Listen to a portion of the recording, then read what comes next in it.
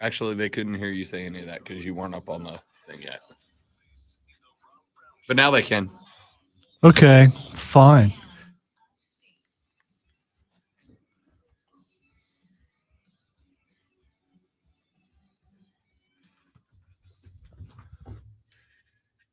And away we go.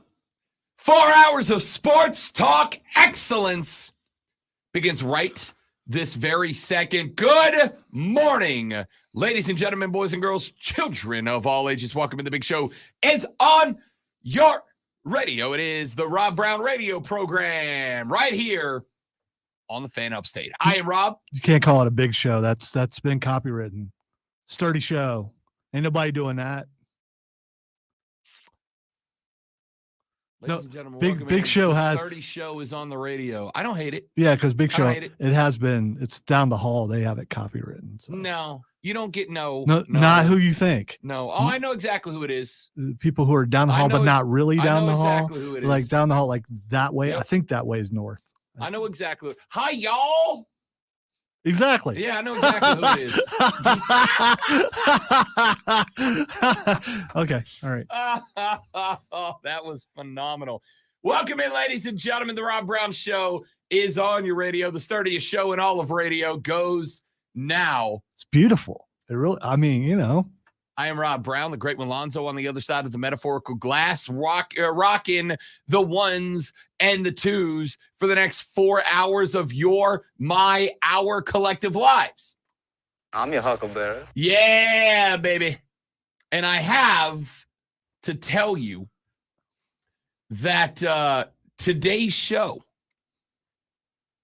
remember how let's say agitated I was on Monday, Lonzo. You remember how agitated I was? Because I was very agitated on Monday. Yeah, it was kind of the same on Tuesday. I just, yeah. No, I mean, I think I got away from it Tuesday. No, you didn't. It just got brought up a couple of times on Tuesday, and it became impossible to avoid it anymore. No. Well.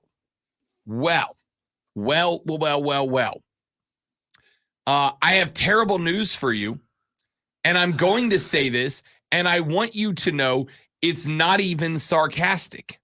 I mean this. We had something happen yesterday.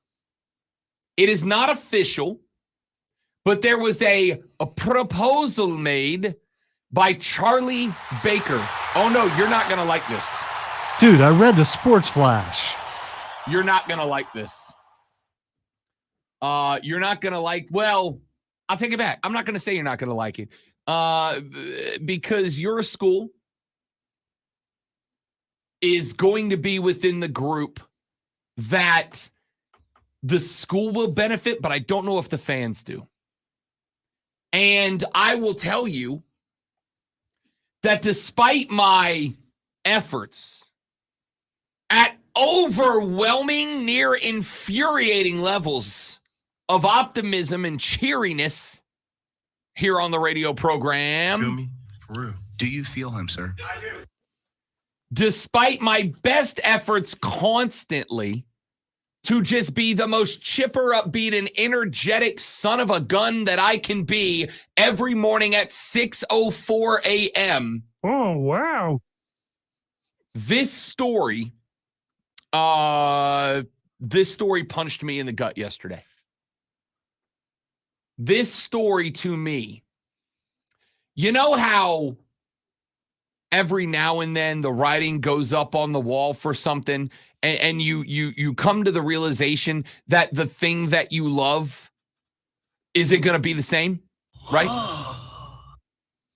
You know how every now and then you get an announcement from the studio that makes your favorite video game franchise and you go, oh, it's never going to be the same. Poof. Or every now and then you get an announcement that your favorite actor from your favorite television show is leaving that show. They're going to keep the show going, but that guy or that gal is no longer the focal point. Nope. It's not fun anymore. You know how there gets to be a point midway through the season where your quarterback can't score in the red zone and you come to the realization that maybe he's not a first ballot Hall of Famer. Shut the hell up. Okay, I was really excited for you to use that one.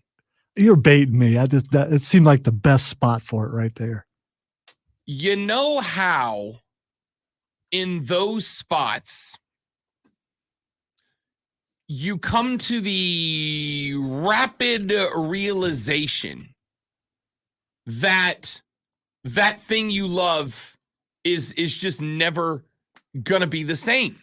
Well, ladies and gentlemen, last night we got a warning that college football is reaching that tipping point. Why are you playing the clapping sound? This is awful, and I'm not even being funny. This is awful. This is absolutely awful news. If this is along the lines of what's in the sports flash, then this takes an entire argument away from you. And so, which would be celebratory for me. Okay. The suffering of others is okay with me as long as I rise above it and win in some way, because, that's what I'm all about, is winning.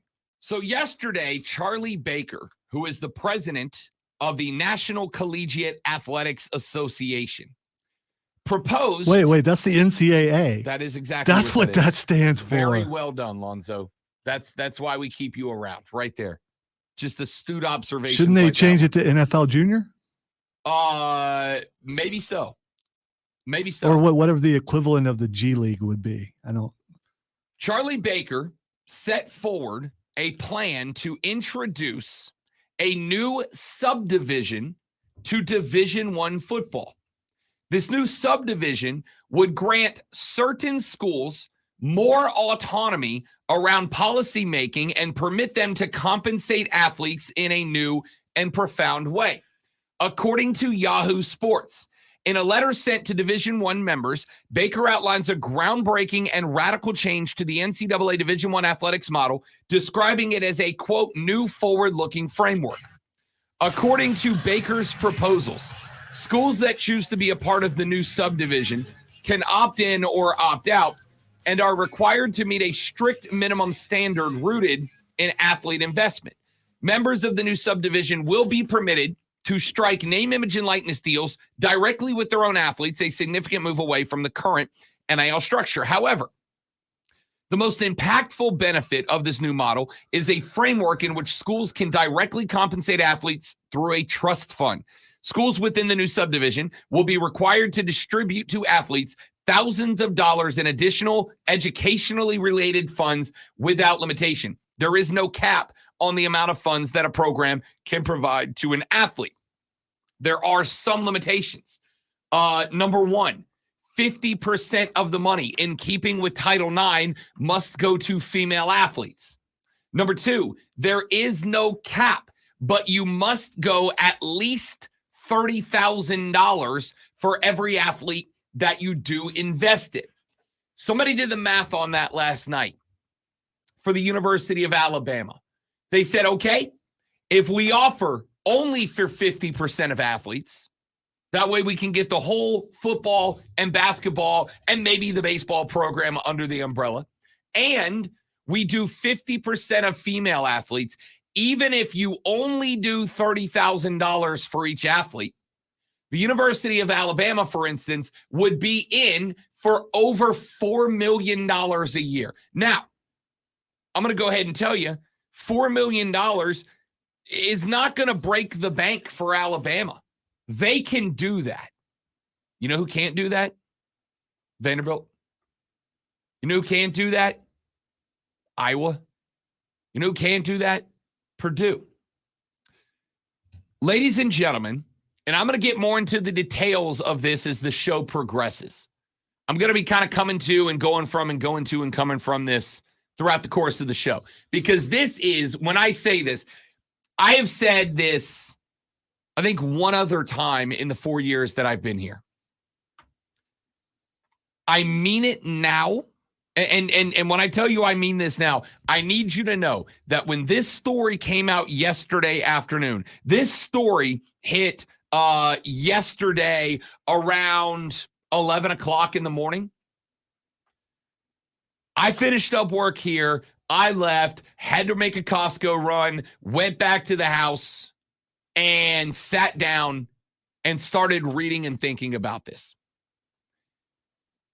And I am not trying to be dramatic. I sat last night from about 3:30 in the afternoon until about 9:30 last night, just sorting my thoughts on literally only this story. Now, there's plenty of other stuff coming in the show. We're going to talk NBA because the NBA Cup semifinals are now set. We've got the East and the West matchups. We're going to talk NFL later in the show because I didn't do your power rankings yesterday like a dummy.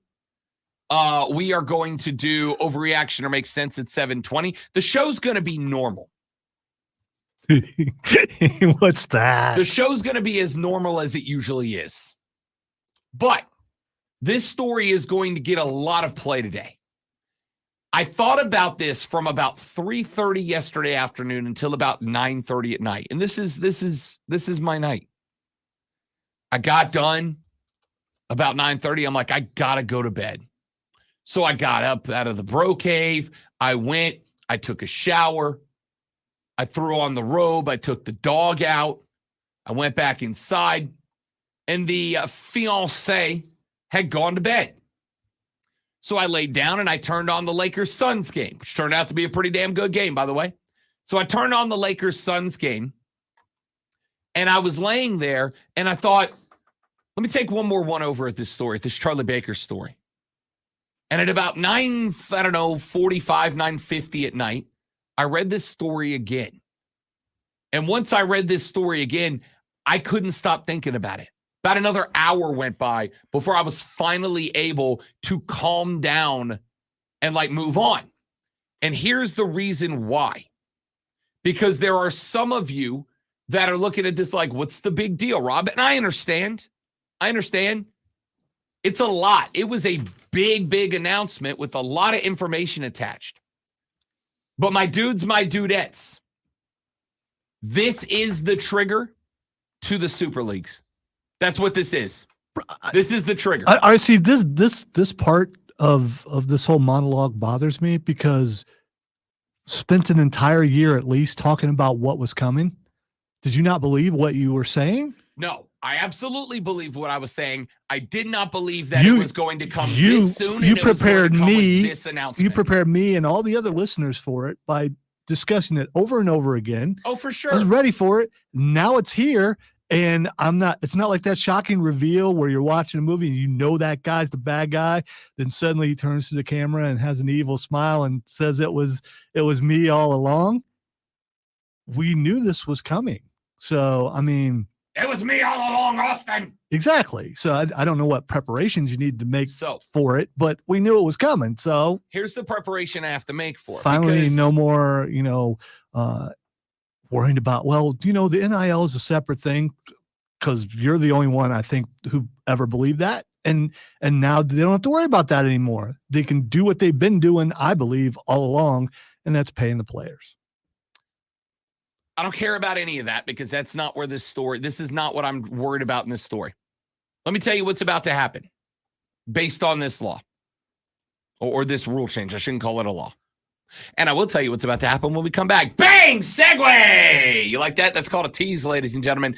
When we come back, I will give you some more thoughts on this rules proposal that came down from Charlie Baker yesterday. Because I spent more time than any reasonable human being should have spinning this around in the old noggin yesterday afternoon. And I got a couple of thoughts, and I'll share them with you when we come back. I am Rob Brown, the Great Alonzo on the ones and twos. You're listening to the Rob Brown radio program right here on the Fan Upstate. QC. All right, guys, quick read out the gate, and we're coming right back. Don't go anywhere.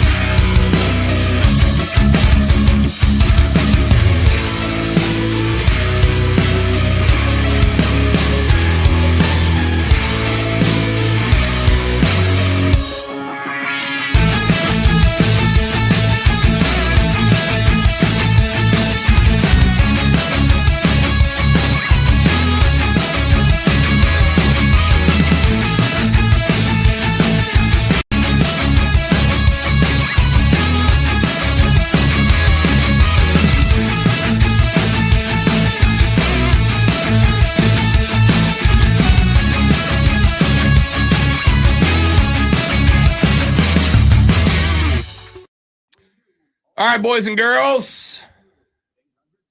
Welcome in.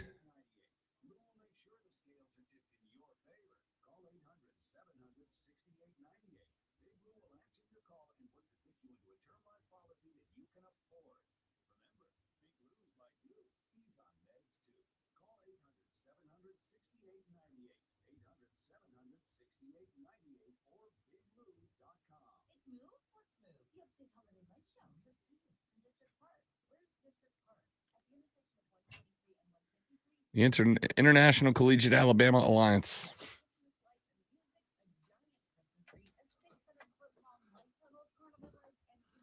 Daggum Bammer.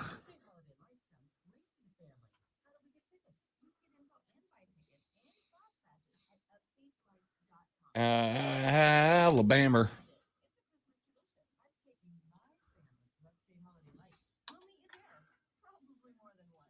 Let us not forget that we have a guest. Yep, 7:45.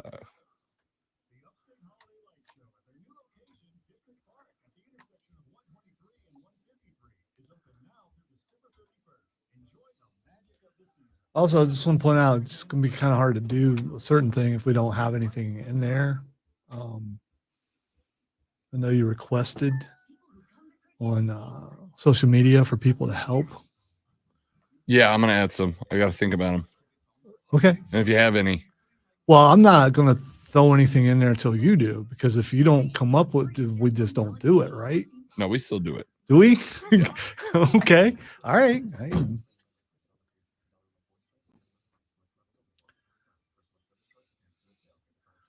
I'm trying to operate in vigorous here, but, you know.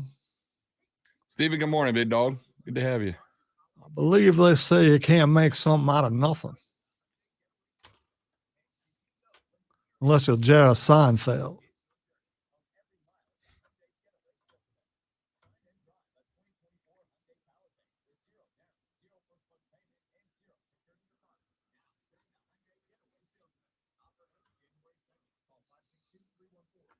Why is that so low?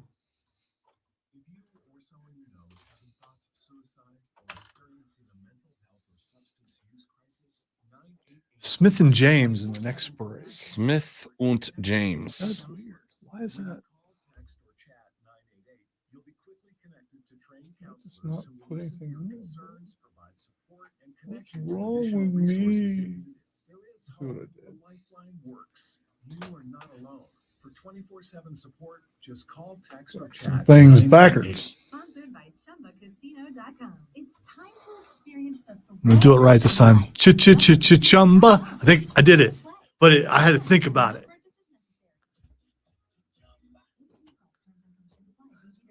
Nailed it. Stuck the landing. I liked Hogwarts Legacy. It's not the game of the year, but it was fun. Spent quite a few hours in it. Lots of puzzles. I like puzzles.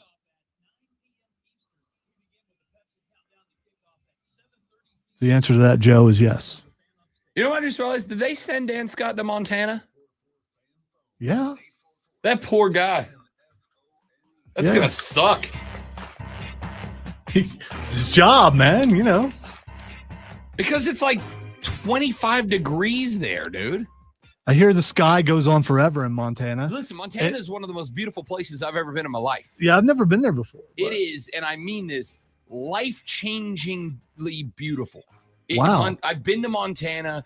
It is, and you cannot go to the big sky country and not have your life change. But go in the summertime. Furman's on the way up there to play Friday night, a game you can hear right here on the Fan Upstate. The legendary Dan Scott on the call, who is heading up to Montana with the squad to call that game live. I don't know if you saw the game last weekend that Montana played in at home, but it was snowing so hard that they had to routinely run guys with shovels across the yard markers to uncover them, because basically as soon as they got to the other side of the field, they were covered up again. I do believe that Dan is actually from West Virginia, so I think he knows about snow. So I think he'll be all right. Nope. Dude, Listen, Just because you know about snow doesn't mean snow doesn't suck, because it Snow absolutely sucks a does. lot. Yes. no, that's not true. It's fun for like a day and a half. If you don't have to go anywhere. Right. Yeah. If I'm at the house, yeah, I will absolutely enjoy snow day for sure. That day, what was it, 2 years ago? That February, we got that one real big snowstorm. I loved it. I had a blast. And then like 2 days later, I was like, yep, I'm over it. I'm done. Yeah, those days where I have to try to figure out, do I have anything that will slide on the snow? I don't know. Let's see if this will work. No, I looked at that game and I'm like, I got to tell you. And I dig ditches every time. It's the weight. It's because it's sinking this, I don't think I love my team that much. Come on. I don't think I love them Come that on. much. I think, and I'll tell you that's the truth, because I had a dear friend of mine who was a big Packers fan back in Florida. Her name was Bonnie. She was a doll. I loved her. And Bonnie, who was a big Packers fan, moved back up to Wisconsin to be close to the fam. And the year that she moved there, and I don't remember exactly what year it was, but the year that she moved there, the Saints had an away game at Lambeau. And she calls me and she's like, Rob Brown, do you want to come up for the game? Her family season ticket members. She's like, we got some family can't make it. If you can fly up to Lambeau, I'll get you into the game. And I'm like, yo, Saints at Lambeau. Like, this is going to be the greatest thing ever. She gave me about a week heads up. And then I look at the forecast. And that Sunday, it was either a 425 game or a night game. I don't remember.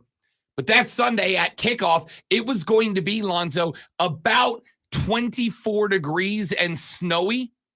And I talked myself out of it. I was like, nope. Next time the Saints are at Lambeau in like August. Good move on your part. Good move on your part. Yeah. I just, There's not enough whiskey, dog. I moved here. By the way, I said Dan would understand the snow. Doesn't mean he has to like it. I moved here because I hate snow. It's one of the reasons. I do. I hate it. Call me the snow miser. I don't care. I think that's the name of that character. It doesn't matter. Snow is horrible. Oh, it's so pretty. I hope it snows for Christmas. It's beautiful. Go to North Carolina, people. It's not that far of a drive. We don't need it here. It's beautiful. I like, if it snowed every Christmas day, I'd be great with that. No problem. As long as it stopped on the 26th. All right. All right. Let's get back to this, this proposal put forward by Charlie Baker yesterday. So effectively what this does is it is going to create, and this actually might be good. I'm trying to decide. It's going to create two classes of football. In one class, you are going to have the power hitters. Alabama, Georgia, Ohio State, Michigan, Florida State, Clemson. You're going to have all the power hitters. And there's going to be probably, 40 of them, right? That can afford this. Remember, how many times have we talked about the fact that the overwhelming majority of athletic departments operate in the red? They do not operate in the black. They have to be subsidized, right? There are a few that don't. And the ones that don't are usually powered by football. There are going to be a few programs that are capable of reaching that upper echelon.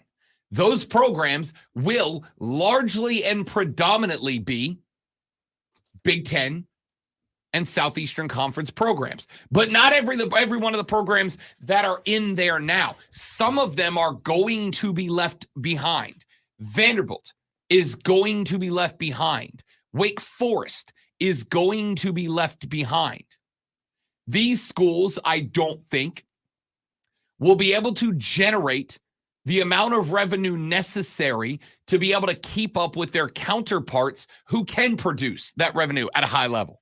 Again, at the very most conservative estimate, if Alabama was to do exactly and only 50% of their scholarship athletes, and 50% of that 50% are to be women as part of the Title IX clause, Alabama, at a bare minimum, will need to be coming off of upwards of $4 million a year just in NIL trust for the athletes they enter into arrangements. But let's call a spade here. Do you think that the biggest names in the games are going to be good with $30K a year when Matt Rule's out here telling us that an NIL quarterback's going to cost you $1.05, up to $2 to get out of the transfer portal? Let me tell you what happened at Florida State yesterday. they have a defensive end, Patrick Payton, who had a better season until the last 2 games than Jared Verse. Jared Verse is the guy that carried the FSU defense, a defense that did not give up more than 30 points a game, a defense that on average did not allow more than 16 points and 47 yards of offense in the second half all year. That includes LSU. That includes Florida. Peyton was a big part of that. And yesterday, he hit the portal. People were like, oh, why? Why? Well, there's a couple of reasons. The first reason is what I brought up on Monday. And one of the reasons that I am the most infuriated by Florida State being left out, it's because that's a ding on them. Like I said, it is pretty telling when a team goes 13-0 and they are told you can't play, because every kid on that roster went, what else am I supposed to do? If I want an opportunity to play for a natty, I can't get that here. Right? So I'm out. The second problem, and this is the one that pertains to the discussion that we're having now. The second problem that has to be discussed is that Peyton wants more NIL money than Jared Verse was getting. Jared Verse is a first-round NFL draft pick. Peyton is going to be a first-round NFL draft pick when he comes out.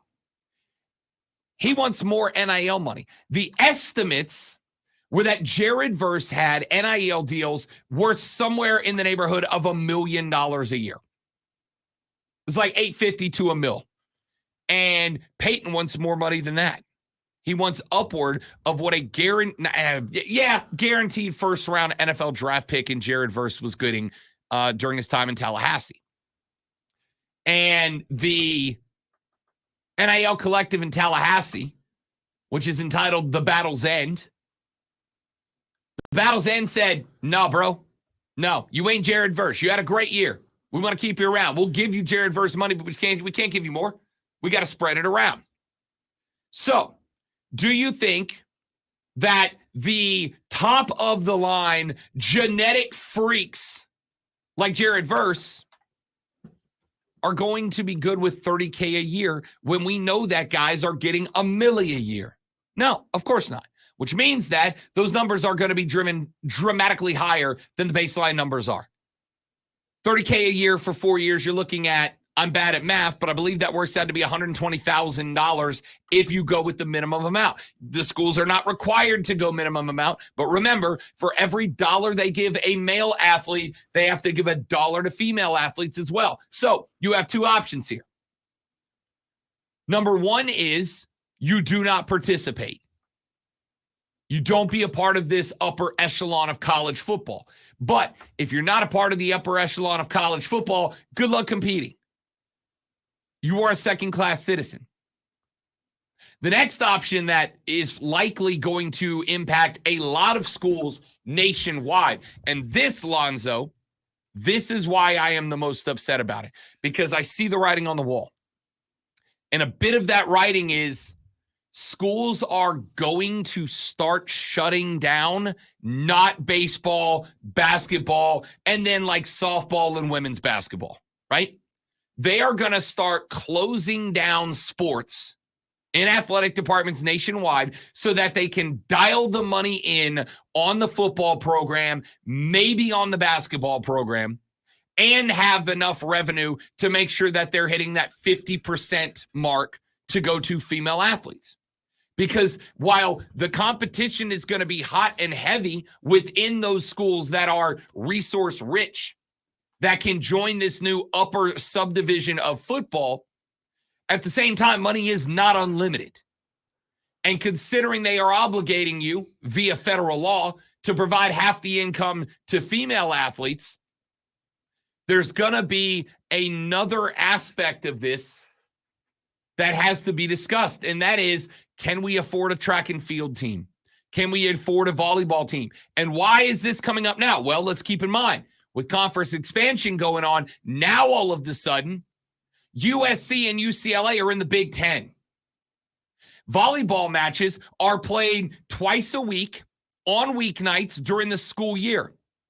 which means that at least a half dozen times a year, USC and UCLA are going to have to put their whole women's volleyball team and track and field team and golf team and swimming and diving team and whatever other teams you want to talk about onto an airplane and fly them halfway across the country to go to a meet or a game or a match at Ohio State. And then Ohio State's going to have to occasionally wrap all those same teams up, put them on a plane, fly them out to California. Teams in Texas are going to have to come here to South Carolina. The teams here in South Carolina are going to have to go to Texas. That is a money sink. And considering how much money is going to go into this, they're going to start hacking teams. They're going to start dropping teams because it costs way more money than it makes to put the Gamecock women's volleyball team on a plane and fly them out to Norman, Oklahoma. They're not going to get that rake back at the gate when Oklahoma returns to South Carolina, right? But they still got to pay that money. So you're going to start seeing schools decrease academic athletic opportunities in order to make sure that the football team's good and then the same amount of money is going to female athletes around the school. That is one big problem that I have here. This is going to be detrimental to every person at a school who is not a football player or a very fortunate and select group of female athletes, right? Now, the female athletes will be in decent shape because you're going to be looking at millions of dollars in NIL from schools like Alabama, going to the football team, maybe the basketball team, maybe. And they're going to have a lot of money to spread across a lot of female athletes because there's going to be very few, respectfully, there's going to be very few athletes. There's not very many Angel Reeses that are going to command $1 million NIL day. There's very few Caitlin Clarks that are going to demand $1 million NIL payday. There's very few Haley Van Liss out there that are going to demand that type of payday. So that'll be one thing that can at least prop up to some degree the ability of women's sports to compete. But keep in mind, that money is not going towards the school to put into those women's sports. So while you'll be able to hand out NIL money to athletes on the women's side and probably keep some pretty good contenders in there, unless those women are donating that money back to the school, spoiler alert, why the hell would they? Unless they're donating that money back to the school still has to fund and prop up those sporting events and those sporting clubs and those teams. And that's a money sink. While they're also trying to get into bidding wars with each other for highly touted football athletes that they want to come play for them. So there's really, to me, there's two potential outcomes here. Number one is we are about to see, and I do think that this is not just a reality. To me, it's the probability. We are about to see a splitting of college football within the next handful of years if this proposal is accepted. It's still got to be cleaned up. It's still got to go through the NCAA's legislative bodies. It's still got to be glanced over by attorneys. But if it goes through in any shape that is close to the shape that it is in today, I believe you are about to see a new football division set up. You are going to have an upper level division that is going to be the NFL G League. It is going to be the NFL minor leagues. It is going to be AAA football. And then it already is, though. I mean, in this way, there'll just be more money up front or visible. I don't disagree. The schools that are going to be in it, people go to those schools because they end up in the NFL. Your Alabamas, your Ohio States, your teams like that, the best players there, and a good majority of them. I mean, a draft will come around and they'll have 8 or 9 players sometimes go from a team. So it's already there. I don't disagree. This is going to kill, because I think right now that while you are correct, the Ohio States, the Georgias, the Alabamas that reign supreme, kids are still going to go to Kentucky and Missouri and Arkansas because they at least get to compete. Those schools at least compete. And every now and then you can jump up there and win. You're going to get some notice, etc. But if this proposal goes through, I don't think that's going to be a case anymore. I don't think those schools are going to be able to compete. And so what you're going to end up happening is not just the Big Ten and the SEC expanding, but you're also going to see them start as they add another Florida State or another Clemson or another Notre Dame. They're going to start knocking the bottom schools out. They're going to go, hey, we're going to have to fund you, and we're not doing that because college football is very clearly and obviously a money-driven business and nothing else at this point. This is the first proposal that we've heard about. It doesn't mean there won't be counter proposals and other ideas. This is just the first one. Do you think this is going to be the only one? Do I think it's going to be the only one? Yes. I don't think it's going to be the final version of this, but I do think it's going this direction because here's the thing about this bill. This is what I realized last night. The folks that are connected to the top tier of college football are happy to take a bigger slice of a smaller pie, right? They are counting on, I think, the fans like you, and by you, I mean literally everyone listening right now. They are counting on the fans like you when the Super Leagues prop up.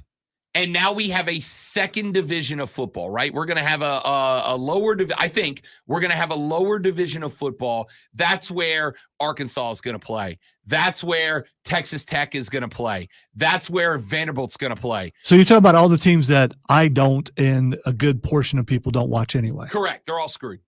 They're all screwed. So they're going to hope that you are going to tune into NFL Light, where it's maybe 50 schools tops. I don't know why you're saying hope. That's going to happen because the teams that are going to be in that are teams that are being watched now. See, I don't know because I don't know I don't know how much is going to change as far as scheduling, as far as regional rivalries and whatnot, right? I don't know how the rankings are going to change, how the conference championships, if there still are conference championships, are going to change. There is so much going on, but for all the people that have complained over the past couple of years that have said, I'm over college football because it's just professional football light. Yeah, it's about to get way worse. You know, those people say, I'm not buying it. I'm never buying it. Those, I've used this before. Those are the people who are moving to Canada when someone gets elected. It's just, no, you're not. You're not moving. There might be some outliers. There might be a couple people who just don't ever watch it again. But for the most part, they're not going away. They're just talking. We'll find out. I think what we know now is that the Big Ten SEC Super League or Super Leagues are now here. Didn't you know this would? I mean, you have been a proponent for NIL from the beginning. Didn't you know that this was inevitable? That something like this was going to happen eventually? Because I am not. This is not a situation sparked by NIL. This is a situation sparked by the people at the top who are going, we're cool with NIL, but it is costing us money, now driving as much into corporatizing, profitizing the top notch of college football to make as much money as they can, and they will do so at the detriment and expense of all parties underneath them. So you, Rob Brown, thought you keep the man down. You can't do that. You can't. The man's gonna find a way. No, I hoped we would find a balance. I had hoped we would stumble into a balance. But the reality is a balance is not possible when the people at the top always want more. It's not possible. And I think at this point, don't you want more? I want more. I don't whatever I have other than pain, I want more. I do not want more at the detriment of other people. I don't. I am not going to be injurious to other parties. Can you get more without someone else getting less? Yes. You scratch that. Without someone else getting less? Yes. We can get more when people at the top that are making $1 million a day doing this only make $750,000. But they're not going to do that. Let's take a break. We'll come back. We'll talk more about it on the flip side. The Rob Brown Show rolls on. It is the Fan Upstate. All right, guys, got a live read right here. We'll be right back.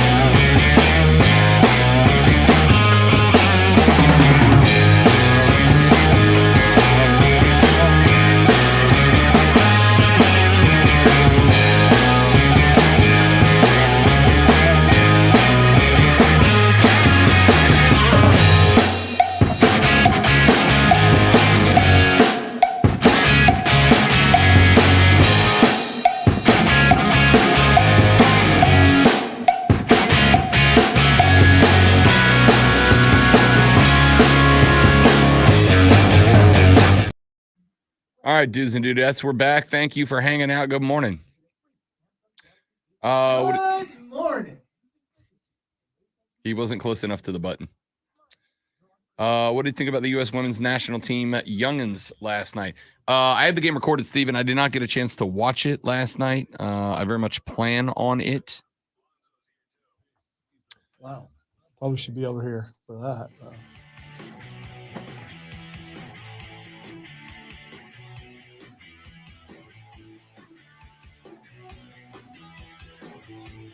The Rob Brown Show carries on.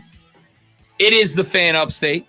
I am Rob Brown, the great one Lonzo, on the other side of the metaphorical glass today. We're carrying on because it's difficult to I mean, it is today. I don't think you want to, I guess I'm not doing a good enough job. No, I'm letting y'all know how big of a deal this feels like to me. It's not as fatalistic as you are, especially because, again, you prepared us for this. You've talked about this forever, and now it's coming. I didn't think it was going to be this bad, though, right? I didn't think it was going to be this bad. I thought we would have the Big Ten, SEC, and then the EEC. I thought they would all be at least, the ECC, obviously, or the EEC was always going to be a little bit less overall competitive. But I also think, to me, that the money grab element of the sport over the last week has shined brighter than ever before. I really do. So you shocked that they want more money. I mean, when we've talked about everything, money is the reason. I guess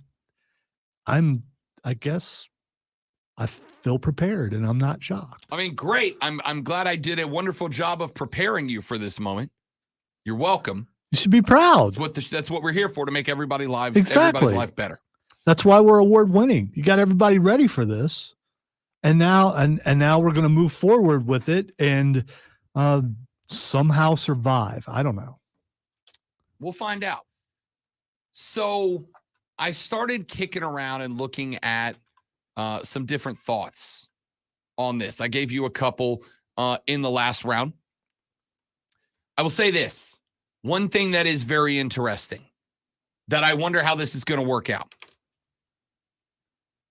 I feel like if this comes through, we are going to be one step closer towards, and I think we're probably already hurtling down this road, but I think we're going to be one step closer to the players having the ability to unionize. And in order to unionize, they will have to gain employee status. And at some point, there is going to be a trigger where a court, be it the Supreme Court or a lower but still high-level court, is going to step in and go, we don't care, NCAA, that you call them amateurs. They are employees. They are now professionals, as they are getting, you can call it not a salary if you want, but as they are getting paid by you now, they're employees. They can unionize. They will unionize. They will begin negotiating. Somebody brought this to my attention last night. I did not know about this.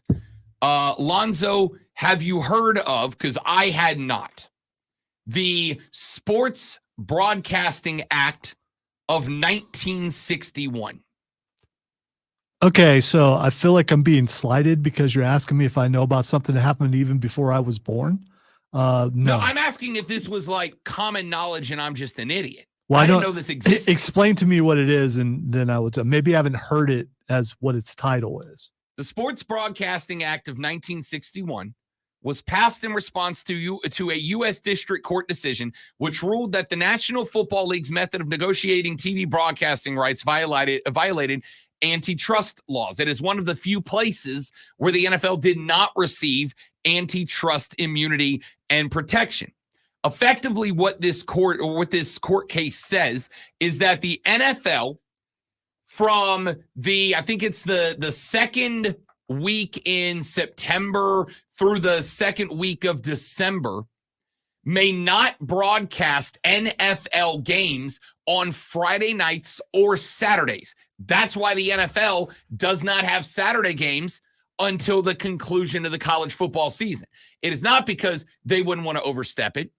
It is because of the fact that the NCAA, this is one of the few places where they were able to push a court into saying, yes, NFL, you get a lot of antitrust protections. This is not going to be one. It is effectively to protect the television contracts of and just overall broadcast of high school and college sports by not allowing the NFL to dominate every available slot. This is also known as the "I told you the NFL was king." Yeah, basically. Take that, college-only people. Here's why this is interesting. Because if this path goes down and colleges, universities, are indeed allowed to join this upper subdivision of college football, where they directly enter into NIL agreements with players, if it comes to pass that at some point, some high-level court somewhere says, you know what? They're employees now. You can say they're not all that you want, but they are. They're employees, and this is now a professional sporting event. Then that antitrust case will go out the window, and guess what the NFL can do? The NFL can now play Saturday games year-round. Now the NFL can split up all of those 1 o'clock games they play on Sunday.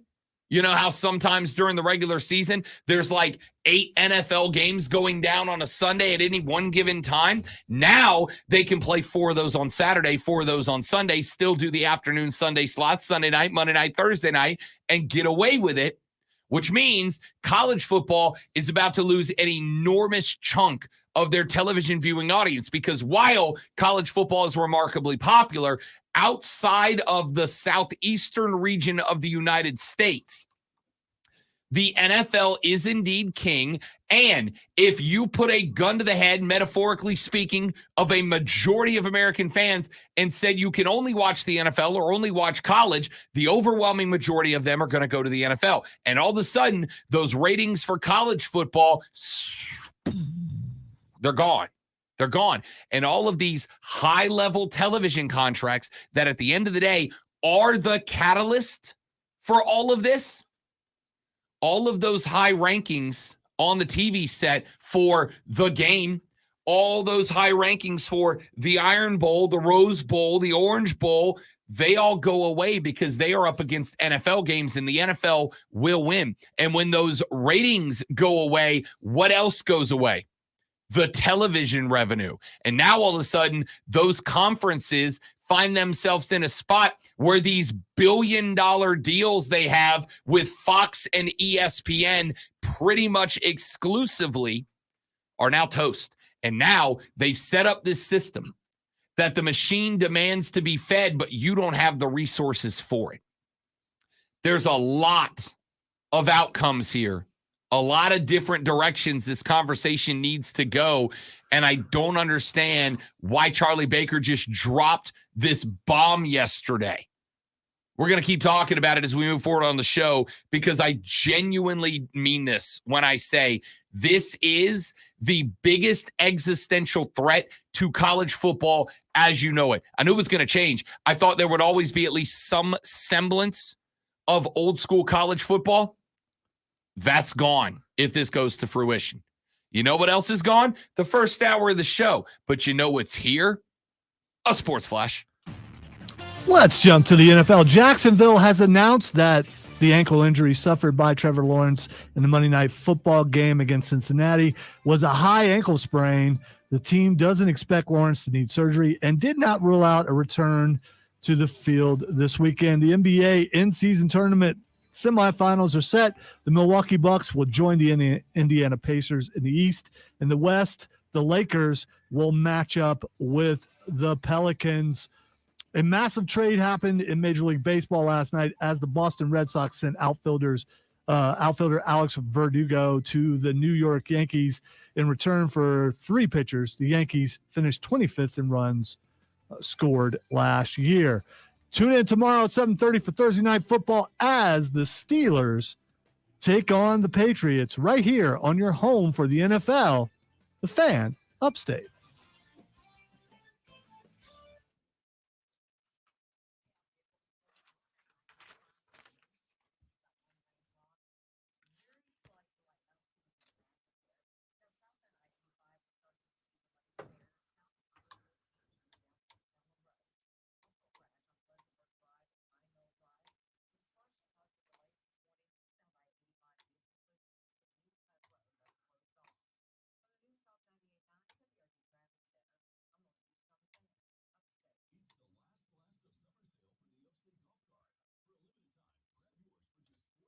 So am I the only one when the traffic person says eastbound that hears eastbound and down from, oh, dag on it, I forget his name.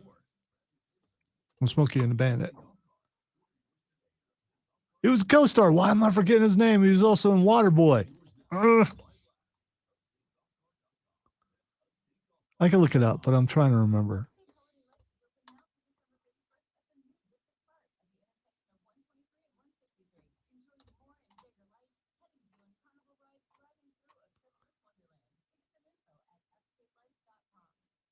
Jerry Reed, thank you, Joe. And yeah, I know Steven. I'll do better or not.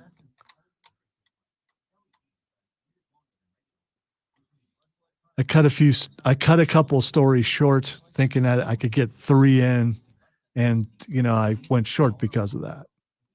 3 seconds, but it was still 3 seconds short. I'm gonna blame Rob for that. That's fine. Most people blame most things.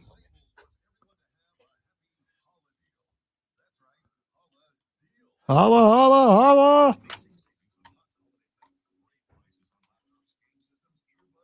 I was saying while you're out of the room that every time the traffic person says eastbound, I think eastbound And down, roll it up and shrug it. You can't help it. There are some people out there, believe it or not, Rob, who've never seen Smokey and the Bandit. So they have no idea what that song is. We gonna do what they say can't be done. We got a long way to go and a short time to get there. Eastbound and watch old Bandit run. It's a banger of a song, too. You guys are all welcome that I put that in your head. Burt Reynolds, baby. Sally Field, a young Sally Field. I think she was like 19 or something in that movie.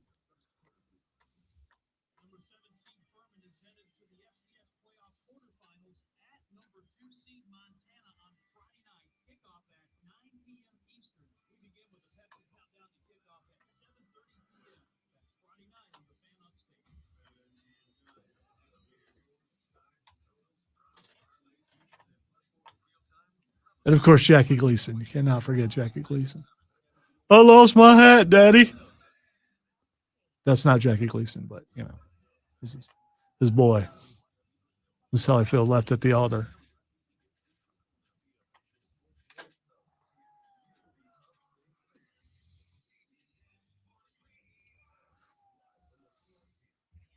Made everybody want that black Trans Am, though. Dude, I still would take a black TA. The Not even a thought. Yeah. T-top style. Yeah, what if you had to choose between that and a Batmobile? Which Batmobile? It's a good question.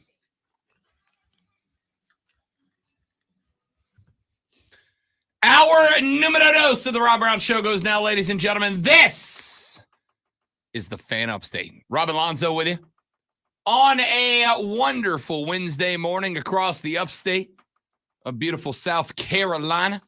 And, of course, on the Odyssey app and on the website, thefanupstate.com, we broadcast to you around the world. So if you are heading home for Christmas, you can take us with you. Put the Odyssey app on your phone, AUDACY, and don't miss a moment. We'll also let you know that, I do this every year, and I say I'm not going to do it, and then I do it every year. I will be on vacation from the 18th until the new year. I got 3 more days this week. Today, 2 more days this week. Next week, and then I am off for over 2 weeks. I am going back to Florida for a week, actually for about 10 days. I'll be down in the Sunshine State. I will still be on social media. I will probably still be popping up every now and then. I'll probably go live a couple of times just because I can't keep my thoughts just in my head for freaking 17 days. Wow, I haven't looked at the schedule that was sent out. I wonder who's filling in for you on the couple of days. Don't tell me it's who I think it is. It's not. No? It's not. I believe we are going to be doing a pretty hefty amount of Maggie and Perloff. Well, that's the week after Christmas. I'm talking about before we before we get there. Really? I think. Okay. I think. All right. We'll let y'all know. We're still hammering out the deets.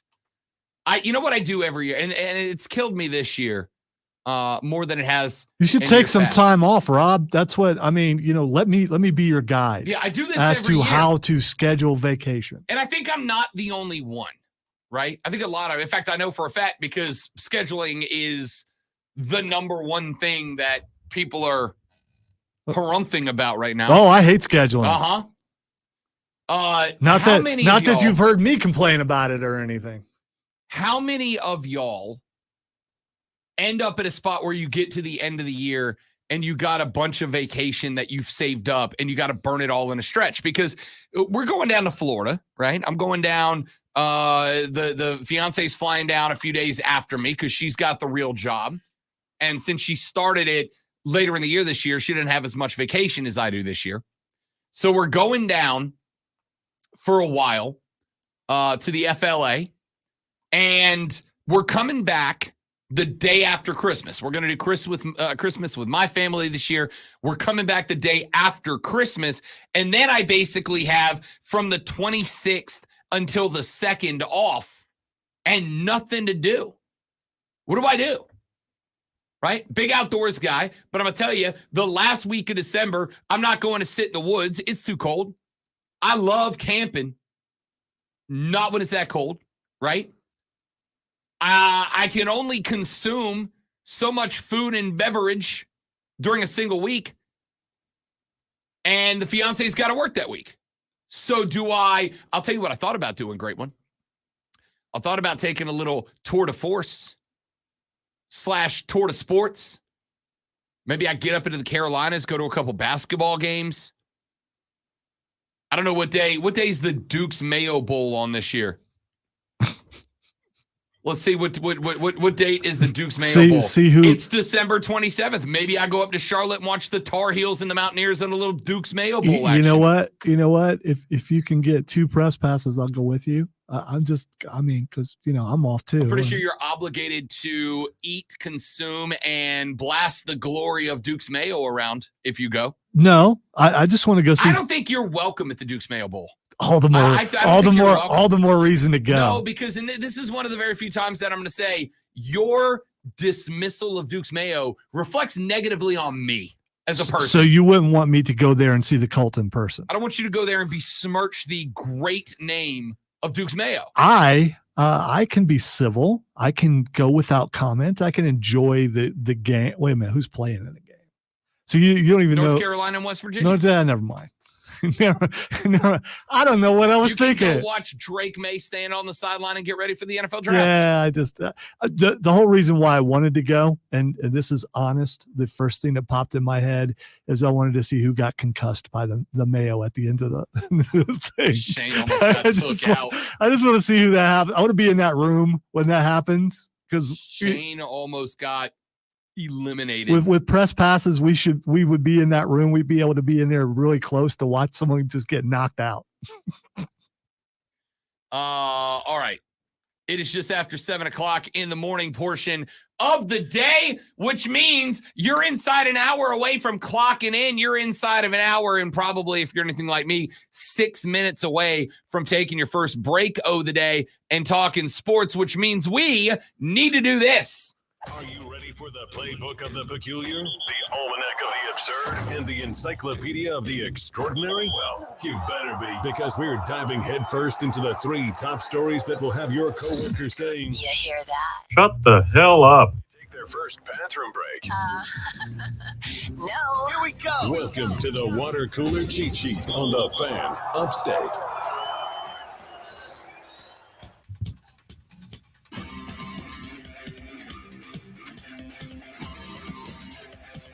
Shut the hell up.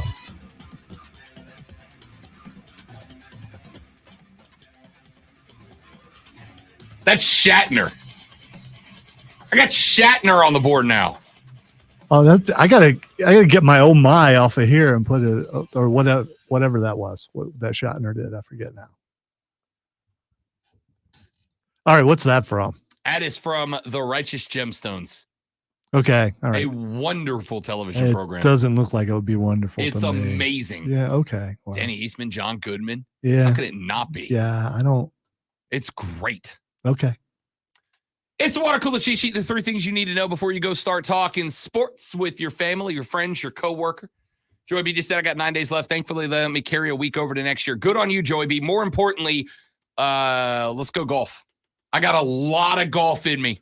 It might be cold. I mean, are you okay with cold? Yeah, it's 4 hours. Yeah, I do like 4 hours if I'm out What, golfing. what and if it's there's not what if miserable. there's a threat of snow? Well, then you're- no, I will obviously be Okay. inside drinking bourbon like a responsible adult. I don't care if the sun's up.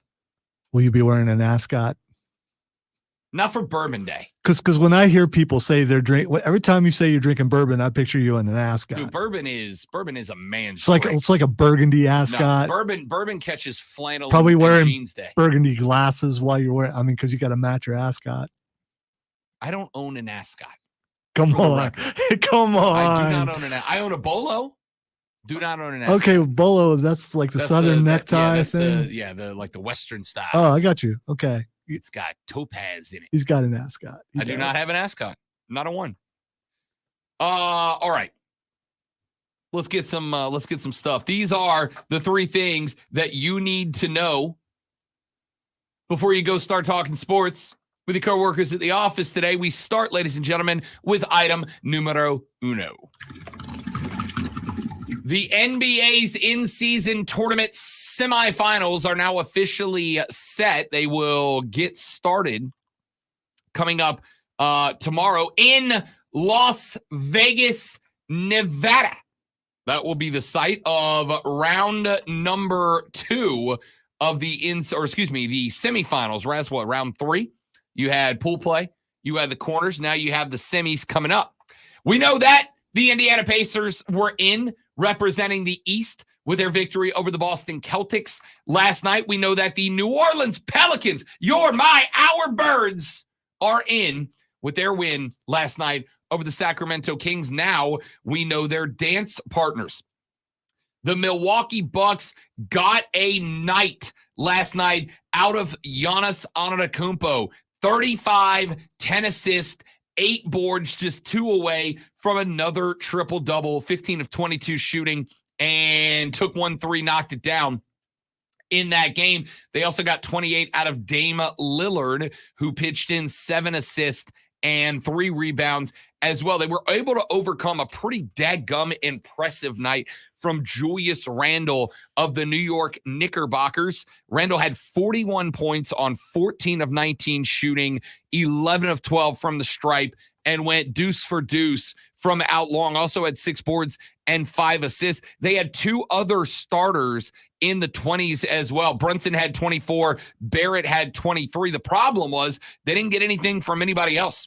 Robinson had 2 at the 5 spot. Grimes had no points scored at the shooting guard position. They only had 1 bench player with double-figure points. It was Hart. Nobody else got outside. In fact, no other bench player scored more than 7 last night. It was a 2-man show. I guess technically a 3-man show for the Knicks last night, whereas the Bucks were just hitting everything they knocked down. 60% from the floor, 60% from the arc, 70% from the free throw stripe, as the Bucks move on with the dub last night. In the West, it'll be LeBron and the Lakers taking on the Pelicans as LA, courtesy of an Austin Reeves takeaway and buzzer beater for 3 from deep, knock off the Suns. 106-103 is your final in that one. The Suns had 31 from Durant, 21 from Allen, and 21 from Booker, but it was not enough to overcome 31 points from LeBron James in 40 minutes of action, played more than any other Laker. You got 39 minutes out of Anthony Davis, who went 10 of 26 from the floor, 7 of 8 from the stripe, and had 27 points, but he also threw 15 boards into the equation as well. LeBron had 11 assists in that game last night. He led all players by a lot. He had 11 assists. Russell had 5. That was the next closest Laker. You had Booker with 6 assists. Everybody else in the starting lineup had 4, 4, 4, and 2. LeBron James is still real good at basketball, you guys. All right, so the main thing that I heard, well, one thing, Austin Reeves is awesome. The other thing is AD made it through an entire game. And 15 boards, 27 points. Wow, Yep. he's going to need a rest. Yep. I mean, at least 3-4 games. It just he can't maintain that for 2 games in a row. Well, as a fan of the New Orleans Pelicans, I hope that you are correct, because tomorrow night is the semifinals of the NBA's play-in tournament. Those teams will make their way to Las Vegas, Nevada, where they will square up. The 2 winners will move on to the NBA in-season tournament finals. The winning team will catch a check for $500,000 for every player on the roster. You may not care about the in-season tournament, in which case you've been missing some really good basketball. But more importantly, these guys do. And it's very evident. When you say you mean the listeners, because obviously, man, I've been right there from the beginning. Love the courts. The courts are awesome, by the way. The courts are dope. Like, I'm kind of at the point now where I feel like the in-season tournament look should just be what the NBA looks like now. The only courts that are better, even though I understand it's not a good circumstance, are the overseas ones where the torches are lit and it looks like, a soccer stadium? No. I'm talking about where it looks like they're in prison doing you haven't seen that? I think it was like in Serbia or something. Clearly I'm not. Yeah. Are you talking about when the fans have the flares? No. It's like torches lit all around I will try to find it. What league are you watching? I'll try. It's a European basketball thing. It was all over the internet for a while. I guess, my internet and yours are different. Item number 2. Shohei Ohtani is a big part of the conversation as far as Major League Baseball goes. We are starting to see a little bit more action in the hot stove portion of the calendar. Last night, we found out since 1969, just the 8th trade ever between the New York Yankees and the Red Sox went down, as Alex Verdugo has been sent from Beantown to New York in return for a trio of young pitchers. Boston needs to get dramatically better off the bump. The Yankees were 25th in runs produced in Major League Baseball last year. They are hoping that Alex Verdugo will be a solution and add a few more into the mix. We're going to find out. Everybody's keeping an eye on the trade market, but let's keep it a buck, as the kids say. We all want to know where Shohei Ohtani is going to sign. Yesterday, I told you that whether or not they're in the mix, the Atlanta Braves do at least meet all of the qualifications that Shohei Ohtani is listed as his next destination. It is easy to travel out of Atlanta. They have an international airport. In fact, it is the hub of the South. They are set up to win not just this upcoming year, but for a number of years moving forward. They got a very young core that Shohei could fit right into and not have to change much. Number 3, nobody plays it closer to the vest than Alex Anthopoulos, who has been, I think, the GM of the decade. The Braves have, of course, a World Series win a couple of years ago. They looked to get one back last year. Didn't go the way they wanted in the playoff. But the Atlanta Braves have everything that Shohei Ohtani has required of the next team that he wants. Well, we are starting to get reports out of the Major League Baseball hot stove meetings taking place. We know now that Shohei Ohtani has begun meeting with teams. We know that he has met with Toronto. We know that he has met with the Los Angeles Dodgers. What we do not know is if he has met, will meet, is planning on meeting, or has been requested to meet with the Atlanta Braves. But I'm going to say this, Bravos fans, don't get your hopes up. Don't think he's yours. Don't think he's on the way. However, Alex Anthopoulos, as I mentioned, plays it close to the vest. And there are teams that Shohei's camp has met with so far that are going to do as has been requested, and that is not let anybody know that this is happening. Still very much a possibility that Shohei Ohtani could be a Brave. Still a possibility he could end up being a Dodger. Still a possibility he could end up being a Yankee, a Padre, a Giant, a Cub. A lot of teams in the mix. But we're starting to find out who he is actually meeting with. We know Toronto. We know the Dodgers. That's what we know so far. We're keeping an eye on that for you. Let's go to item number 3. We talked about this at length in the last hour. I have a sneaky suspicion we're going to talk about it at length again in this upcoming hour, probably the next one, probably the last one too. Yesterday, the president of the NCAA, Charlie Baker, presented a proposal to the NCAA that would transform the landscape of college athletics as we know it. He is planning on introducing this week officially to the NCAA a proposal that would create a new subdivision within Division I that grants certain schools more autonomy around policymaking and permits them to compensate athletes in a new and profound way, according to Yahoo Sports. In a letter sent to Division I members and obtained by Yahoo Sports, Baker outlines a groundbreaking and radical change to the NCAA Division I athletics model, describing it as a, quote, new forward-looking framework. According to Baker's proposals, schools that choose to be a part of the new subdivision, they can opt in or out, are required to meet a strict minimum standard rooted in athlete investment. Members of the new subdivision will be permitted to strike name, image, and likeness deals with their own athletes, a significant move away from the current NIL structure. However, the most impactful benefits of the new model is a framework, in which schools can directly compensate athletes through a trust fund. Schools within the new subdivision will be required to distribute to athletes thousands of dollars in additional educationally related funds without limitation. I have 2 thoughts here. I'll give them to you. I'll talk about them more when we come back in just a couple of minutes. Let's go with this.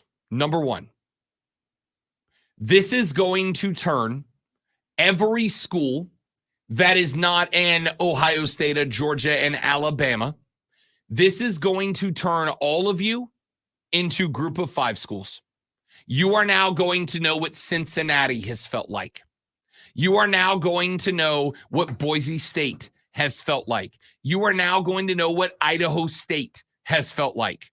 You are now going to know what the group of 5 schools have been feeling like for years. You are going to become second-class citizens in the land of collegiate football. But I did have another thought. I had another thought that I'm curious about.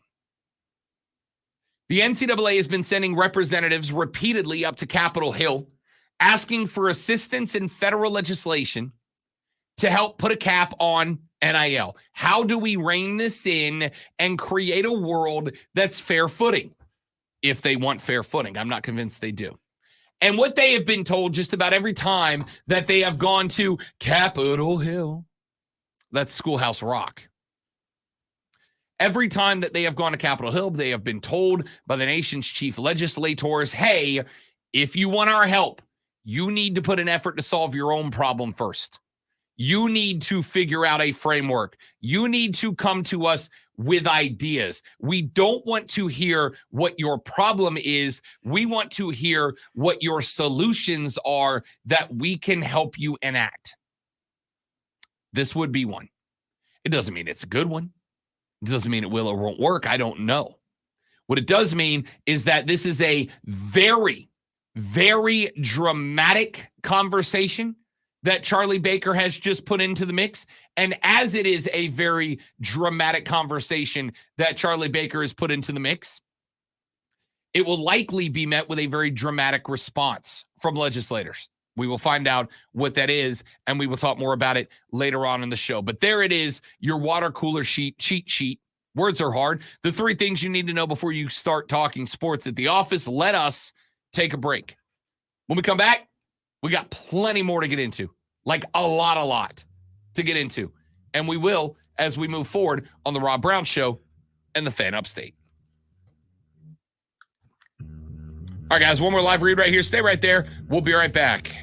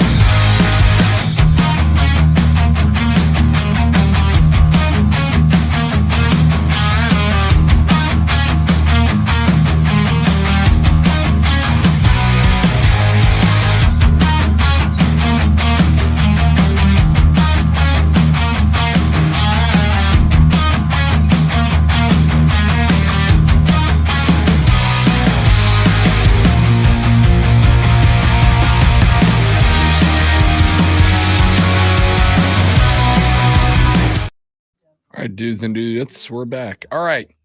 Y'all got any overreactions or make sense you want us to add? We got a few so far. Looking for more? I'm still trying to dude, this is driving me nuts.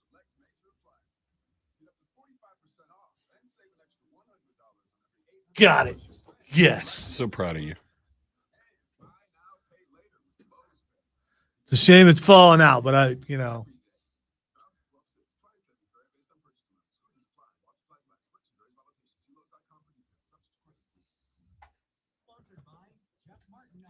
had to look that up, Steven, because I didn't know what that was. And I don't know if I'm excited about it or not. If one comes around here, I definitely will try it.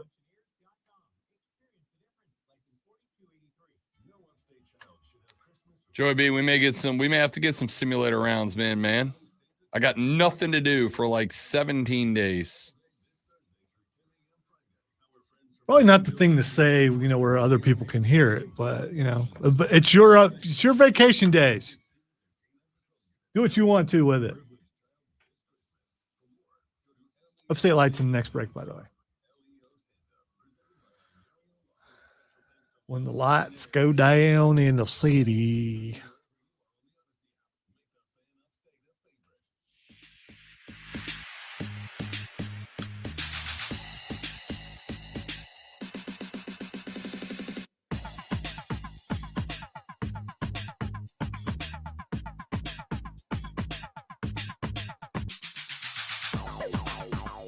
The Rob Brown Show rolls on. It is the Fan Upstate. A little bit off the clock, but that's okay. Who's keeping track besides the people that employ me? Yeah. I wouldn't have said it while someone's like driving in right now. It's just, it's just, what's the chances he's listening to us right now? 100%. 100%. At this point of the week, ladies and gentlemen, we'd like to play a little game we call Overreaction or Make Sense. Lonzo is going to give us, as they are written down on our Wednesday show prep sheet, a list. It was very subtle. That was really. I'm good at my job. Yeah. I'm good at my job. A list of hot sports takes that have been spotted around the world of social media over the past few days, and I will tell you whether they are a dramatic overreaction or if they make perfect and complete sense, and we will do that now. I think you're overreacting. Let's all calm down. This is a huge deal. I think you're overreacting a little bit. I am not overreacting. Remain calm, everyone. This is a big deal. That's no reaction. Everybody calm down. Look how calm I am. That was an overreaction. Look, let's all just calm down. This is not a big deal. All right. I love these. It's like they appeared as if by magic. The first one. The NBA in-season tournament has been an utter and complete, without a doubt, success. Why is my... It's up. It's not me. What is happening here? This segment doesn't work if I don't have my sound. Thank you, Taylor. Daggone it. He figured it out. It has not been a success. Why not? You said it would be. If you are judging it based on the excitement level of fans. Has it been a success? Yes. The tournament has been successful. It has provided some excellent games with a little extra edge behind them in the midst of a very long regular season. It has provided, I think, some very interesting quarter and semifinal matchups. It has been a success as far as basketball goes. But here's the thing. Like anything else, for a thing to become a phenomenon, something that people buy into, it's got to prove itself. Nothing just comes on the scene and is immediately successful. Even the things you think have grown within smaller communities of people who have been behind that thing for much longer than you have. And that is the NBA in-season tournament. There are people like me and my producer, Hating Ass Mario, who have loved this NBA in-season tournament so far. Wait, you're producer for what show? for Bet for the Cycle, which airs nationally from noon to 4 on the BetQL network and find Odyssey stations everywhere. Oh, okay. That show. Yeah. We both love the in-season tournament. We have been all about the in-season tournament. We also recognize that we are the minority. Guys like Cody Decker and Double D, also on that show, don't love it. But what I do know is that we convinced Cody Decker to watch the semifinals tomorrow night. He's in. He's like, all right, well, I'm going to stay home and watch them. There's no baseball on. I'll give it a crack. All I need is for him to go, yo, these games are actually pretty good. These guys are actually out there busting it and competing. These games are pretty good. And then he tells two friends, and they tell two friends, and they tell two friends. And the next thing you know, the NBA Cup is dramatic. So what you're saying, if this was just a regular season game, which it kind of technically is, they wouldn't play as hard as they're playing because now they have something to win. I know there's money involved. I get that that's motivational, but I mean, this ain't got me yet. If it happens again next year, which I doubt, maybe I'll watch it some. All right, the next thing, overreaction or makes sense. Jalen Hurts, that MVP candidate, is being carried to success by all the talent around him. I actually believe this is true. Listen, I like Jalen Hurts. And when Jalen Hurts gets outside of the pocket, Jalen Hurts becomes deadly. But the San Francisco 49ers gave the blueprint last weekend. The blueprint is you collapse a pocket, you force Jalen Hurts to stay in that pocket. San Francisco was allowing Jalen Hurts to be a pocket passer quarterback, and I don't think he's got that in him. I think Jalen Hurts is only dangerous when he is allowed to freestyle a little bit. He is everything that everybody thinks Lamar Jackson is when they denigrate Lamar Jackson. Jalen Hurts dropping in a pocket and being forced to read a defense, react to the defense, and execute in the face of that defense has not been good. San Francisco only allowed Jalen Hurts to get going when they could not keep him contained. It takes some pretty special stuff from guys like A.J. Brown to carry Jalen Hurts. I do not have Jalen Hurts inside my top 7 MVP picks. Frankly, he shouldn't even be on that list right now. The Eagles are being carried by a murderer's row of front 7 defenders and excellent wide receiver play, not Jalen Hurts. Still yet, there's no one in the league I'd want to try to get me a 4th and 1. Oh, it's not him. Who's getting that 4th and 1, Lonzo? He still is in there. Who's getting that? Can they put anyone in there to do it? You could put me in there. No. The brotherly shove would work. Other people have tried it and it's not been successful. That's because other people don't have Jason Kelsey and the Eagles offensive line. That is true, but you got to know where to go and where to get down to. That play is not because of Jalen Hurts. It's because the big uglies. And frankly, I'm a little surprised and offended that you didn't rush to give credit to the fat guys. By the way, I do understand that the offensive line is the reason why it works, but also the quarterback in question has to know exactly where to get in order for it to work. And Jalen Hurts is really good at that. All right. The next thing I do not want to read because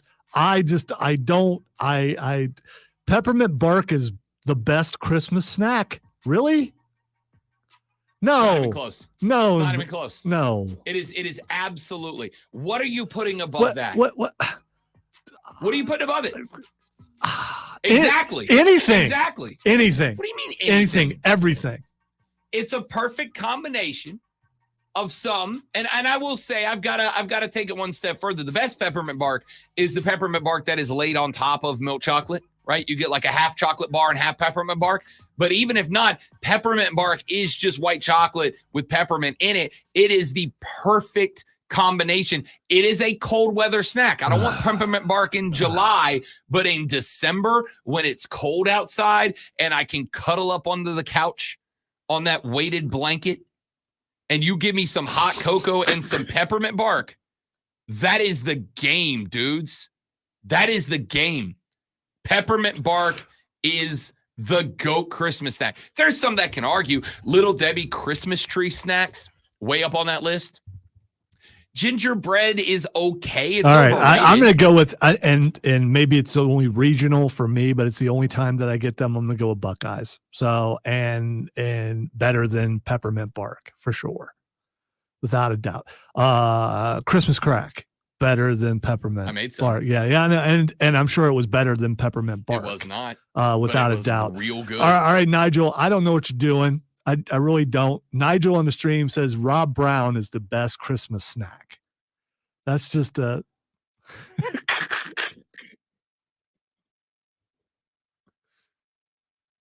Yes, if you are watching on Facebook, YouTube, or the X or Twitch, I had to put my head down. You know what? Joey B just entered a real solid contender. Sure. If I said that, you'd be like, no. I love a cherry cordial. In fact, I'll even go one step further. I'll tell you specifically, I love a Queen Anne cherry cordial. That is the GOAT cherry cordial. However, I did learn this. The fiance found Hershey is making cherry cordial Hershey Kisses right now. Ooh, that sounds good. That sounds really good. Queen Anne is the GOAT. Queen Anne is the top. That is the cherry cordial of cherry cordials. And I will say it goes very much at the top, but I'm still going peppermint. All right. Since you're going to be off 32 and a half days, we'll have to find a way to where I can get you some Buckeyes and change your mind. Texter says peppermint bark is the equivalent to Deion Sanders' season this year. Get out, dude. Yeah, but that would imply that it could win a few games, and it can't. So, it can't. No, It's just peppermint bark. Here's what I think this texture means. What I think he means is it's kind of like at the beginning of the season when peppermint bark first rolls out, like when it first shows up in the store, you're like, hell yeah, let's go. It's Christmas time, baby. And you get that peppermint bark and you get it home and you start going to town, and out the gate, it's like, yo, this is the best. This is the best. But you get 2, 3, 4 weeks into Christmas, and the peppermint bark has just been there and been there and been there and been there. After a while, you get to the point where you're like, oh, I think I've had enough. All right. I think the hype is dead. So I don't feel that way. I don't think very many people have actually had peppermint bark. And if they had, they didn't have it for a second time. And there's a reason why you have so much of it. What are you talking because about? no one eats that stuff, dude. No one. You're doing that thing you do where I am you not. feel that way, so everybody feels that way. I am you the people's champ over here. Most people haven't had. All right, did you hear that? The most popular snacks ever. There's no way it's that popular. Dude, Costco has racks of it, and it disappears by the Costco bag. is not the only store that exists. I know that. I get that you. It's the best store that exists. Yeah, well, okay. Had it for a while. I was like, yeah, this is overrated. So anyway. Anyone out there enjoy peppermint bark, or have you actually had peppermint bark? Text line 71307 or on the stream, because I don't believe that the majority of the people out there have actually had that or have a clue what you're talking about. What are you talking about? I'm not haven't had. Let me look it up. So who said who? What are you googling? How many people have eaten? No. I just want to see what it looks like. Peppermint bark. I don't understand what's happening right now. All right. Yeah. Of course, dude, you're going to agree with them anyway. That's fine. And there it is. Yeah. The classic Lonzo method. If somebody disagrees with me, they are only doing it because they want to kiss up to Rob. Yeah, and here in a moment, Rob's going to use a haughty analogy that won't make sense. So, I mean, they sell it at Macy's. Texter said, everybody be loving peppermint bark. In my house, we currently have dark chocolate and white chocolate peppermints. You lie. Texas is Little Debbie, barf. Cherry cordials, barf. Nothing beats homemade gingerbread men. Nothing. Gingerbread men are great. They're fine. But they're not in the game, dude. Yeah. They're not in the game at all. They're not even close to the game. They're not even in the competition. See, they're fine. You know, I've been talking about how bad this is. Got to admit, I've never had it before because I look at it and it looks nasty, and it's got peppermint in it. And there are a lot of people there. It looks the wise peppermint in the front. I love white chocolate. Why not go white chocolate with peppermint? If you put peppermint, there are a lot of people out there who do not like peppermint. And yes, I'm saying there's a lot of people out there who don't like peppermint, and I can speak for those lot of people. Which is why candy canes are such an uncommon representation Right. of Christmas time. You know what the best candy canes are? The ones that aren't peppermint. No. Peppermint is for fancy people. Real people don't eat peppermint. That is the dumbest Rob's a rich elitist joke you've ever made. The worst one. We got to take a break. Yeah, because we have a guest standing by. We'll come back here in just a minute. Sorry, we're going late because of this peppermint bark thing. Well, because Lonzo's so egregiously wrong. I'm going to ask Rob's opinion when we come back. 100% chance Robin Ario goes peppermint bark. You don't know. Elite. You don't know. 100% chance. You don't know. 100% chance. So we'll ask him, and we'll tell you about an incredible event taking place at the Bon Secours Wellness Arena that we need your help with to give some underprivileged kids in the community a better Christmas. Mr. Rob Inario will join us next to talk about that on the Rob Brown Show in the Fan Upstate. Right.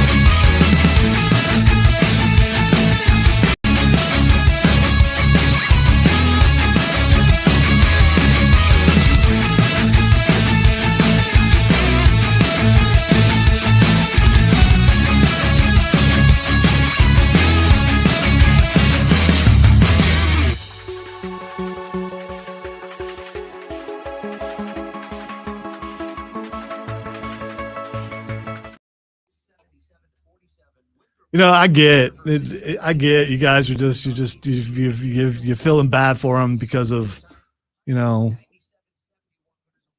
team snubs and everything. And you're just agreeing with them about the peppermint bark thing. Come on. You guys don't really eat that stuff, do you?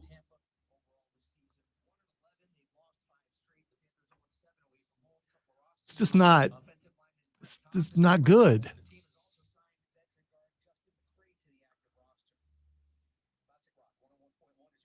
Is peppermint bark like fruitcake? You like regift it and there it is. You just have it around. You know, when you you have people over and you put things out on plates and stuff, you know, in case they want a snack. And that's the one thing that's still there after they leave. So you just put it back in the can and then you bring it back out next year. It does. I guess it probably saves you money because you get to use it year after year, and it looks good on that dish that no one ever eats. So I'm wondering what the shelf life, probably 5 years of no one eating it. Then you can keep bringing it out. Then you get a fresh can and then do it again. And you're just, I mean, you don't have to buy as much for your Christmas party.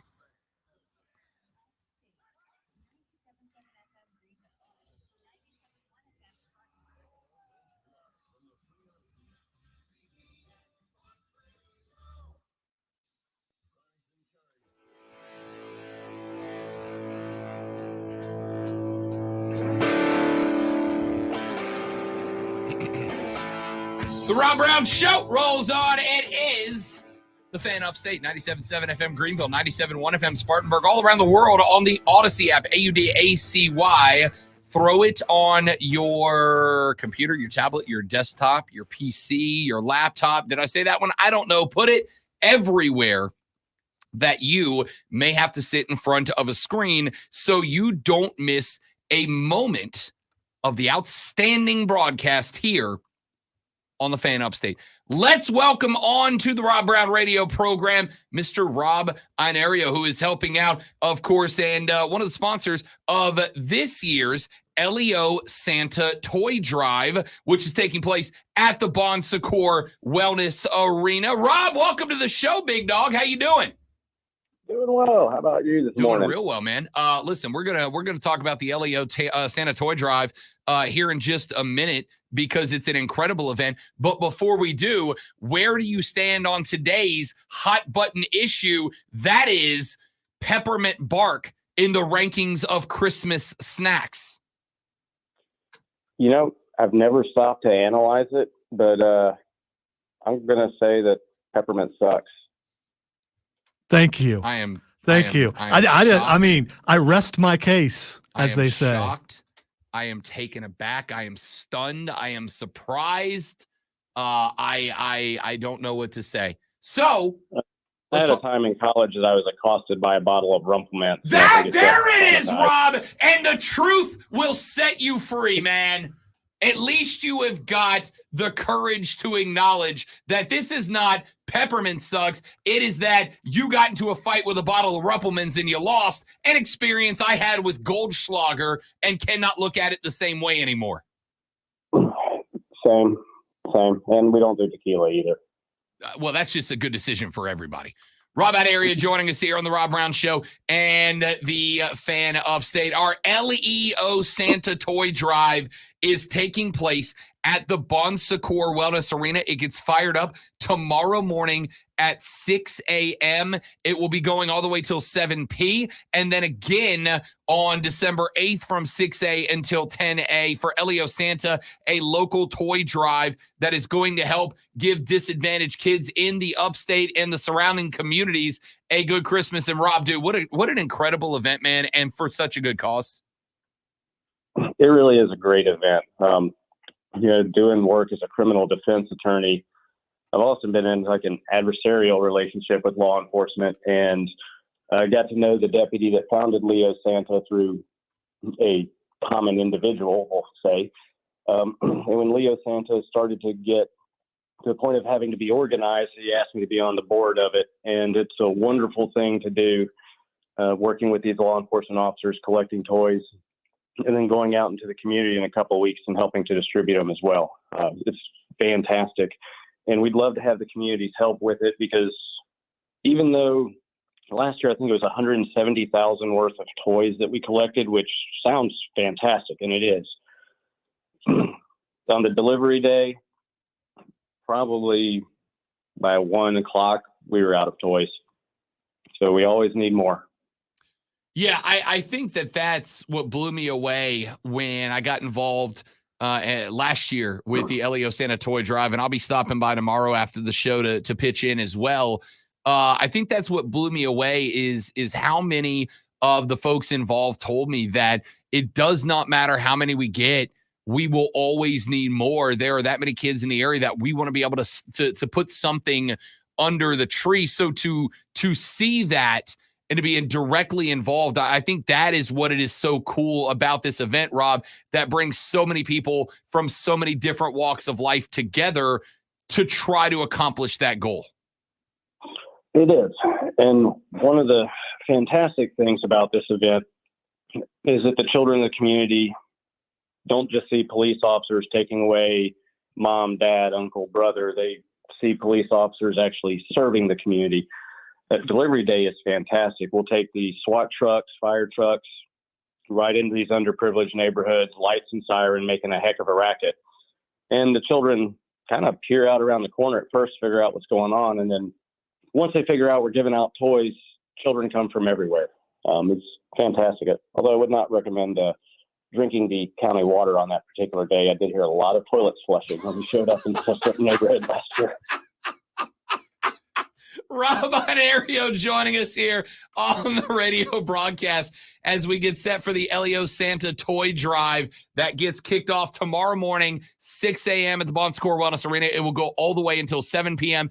and then again on Friday from 6 until 10 a.m.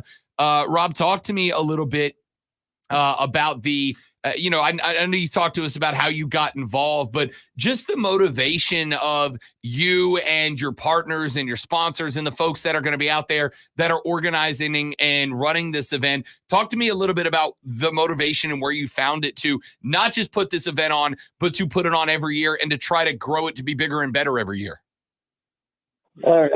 It's just a wonderful feeling of giving. Through my work as an attorney, I'm dealing with people that have been injured, people that have been arrested. I'm a guy that nobody wants to call. But when I'm having to deal with these people through some very difficult times, I can see how it impacts the family, because through the process, the prosecutor or the claims adjuster only knows what the paper says. I'm the guy that gets told meet the family, the wife, the kids, the husband, brothers, all that. And I've seen how it's really struggled. Some of these families really struggled during this time of season. And one of the most powerful things, it was, I think the first year we did this, a gentleman came up with his kid and he dropped off some toys, and he said, I was one of those kids growing up. I didn't have a Christmas except for a charitable organization came by and brought me a toy, and I've never forgotten it. And now that we're in our third year of the 28-hour broadcast, last year I met a couple more folks like that. And there's just a number of people that had this positive experience as a child and remembered it 20, 30 years later. Now they're sharing it with their own children. So it's wonderful. Plus, there's a lot to do for your kids. We'll have the SWAT trucks, the fire trucks, the canines. Last year we had the bomb robot, the drunk driving simulator, which I beat Stoneman on Rock 101. I'm a better drunk driver than him on the Times course. Lots of things to do and entertain the family. Come out, get a nice personal relationship with a law enforcement officer. Let the children see that there's some good going on in the community, and help your community, because all the toys that we collect are going to stay here in Greenville County. I have a quick question. Does height give you an advantage while driving? I'm just curious. You were talking about Stoneman, and Well, I'm 5'7", so you're still a lot taller than him. I got him by a little bit, but I think height gives more of an advantage in basketball. Some of the world's greatest drivers are short guys. He's not wrong. Just Stoneman's just not one of them. He's not bad. I think that my 10 years in college just prepared me a little better for that type of simulation. There it is. Rob Anaria joining us here on the Rob Brown Show in the Fan Upstate as we get set for the Elio Santa Toy Drive. It fires up tomorrow morning, 6 a.m., runs all day. Our own Mark Ryan will be broadcasting live from the Toy Drive from 3 till 7 when it shuts down tomorrow. But don't worry, it opens back up on Friday from 6 until 10 a.m. What can Rob Anaria, what can folks do besides obviously bringing new and unwrapped toys to the Bon Score Wellness Arena over the next couple of days? What else can people do to help, to get involved, etc.? Well, first, I'll be there the entire 28 hours, and there will be a law enforcement presence. So although the event officially runs till 7 p.m., if you want to come by at 8 p.m., 9 p.m., 2 a.m., somebody will be there and happily collect that toy.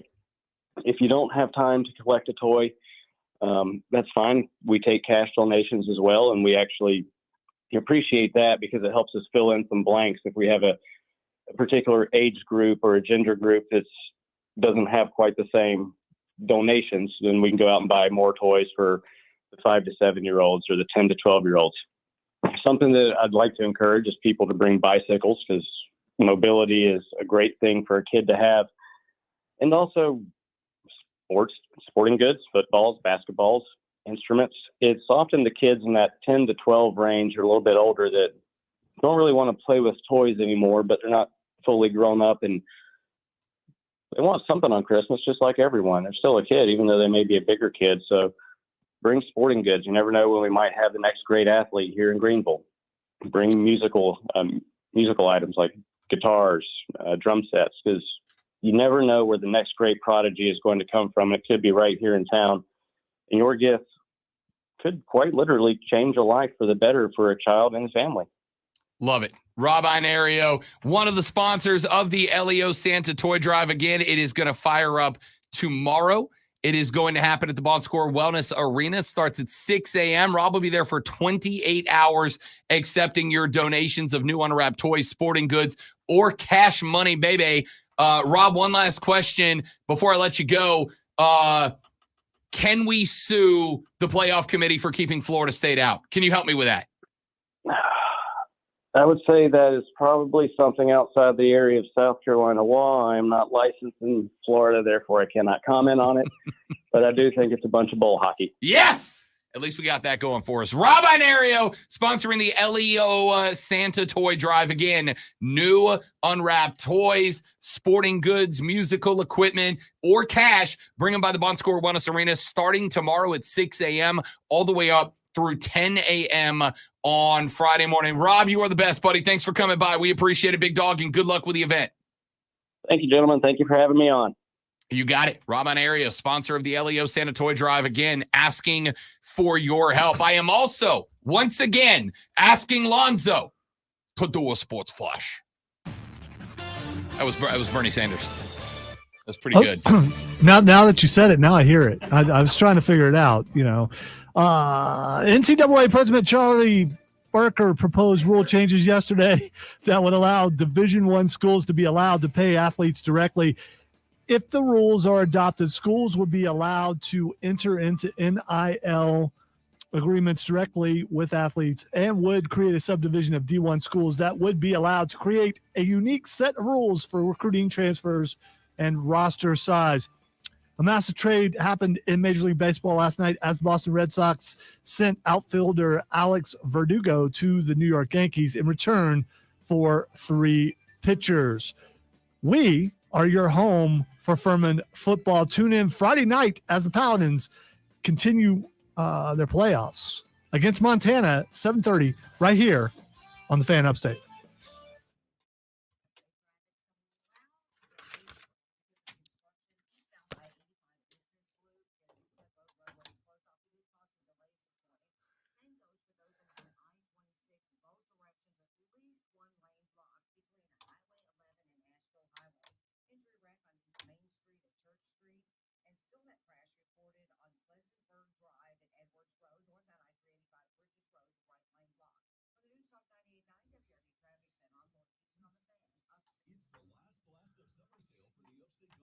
Not going to let the peppermint bark thing go. It's just, come on.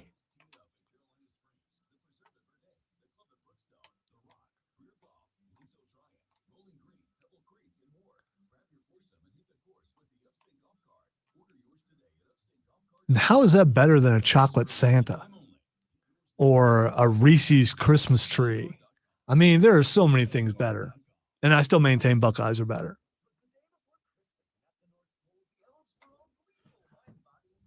He does, Stephen, and I appreciate it.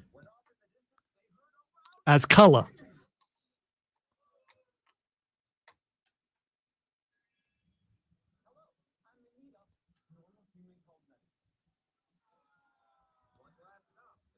He was also laughing because I mispronounced the word. I don't know if you heard it. I think it was president or something. I don't know what I said.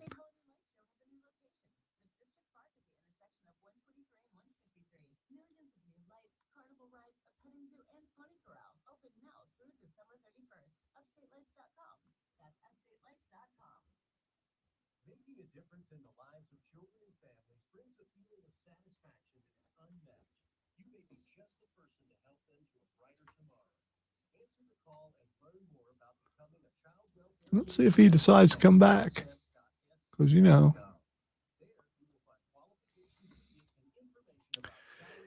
he's in the hallway contemplating how wrong he is about peppermint bark.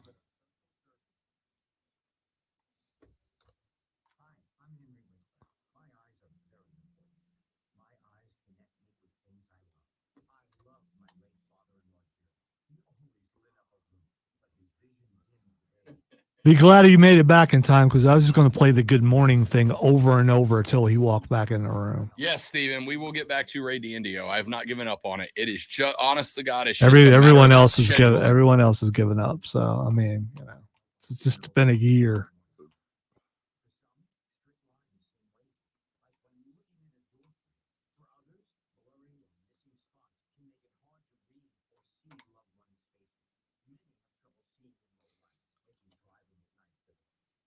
No, not this year. I mean, come on. What are you doing, Steven?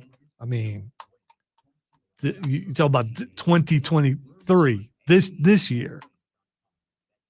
Rob hasn't even been on the Upstate Pulse in 2023. So how could we possibly do that? I think he's boycotting me for some reason. I don't know why. Smith and James in the first break. Got it. He's giving me the look that it's true. He is boycotting me. I knew it.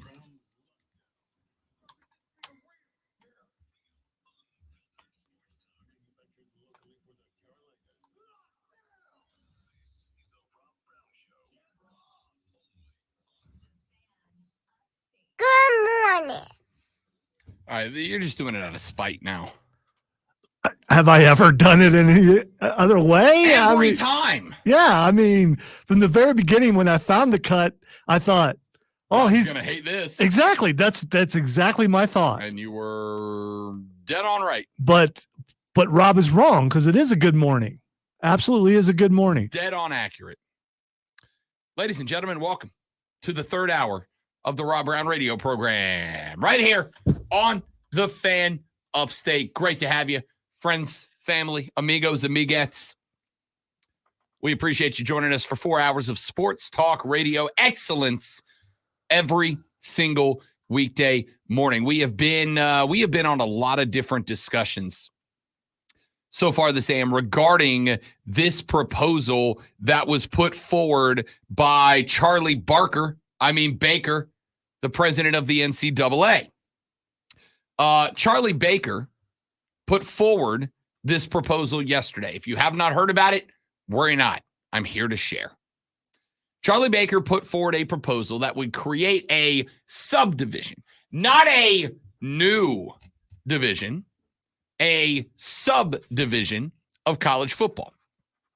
This subdivision of college football would include resource-heavy teams that would be able to put aside money into trust funds that they could enter into NIL deals with their own players. The way it would work is this.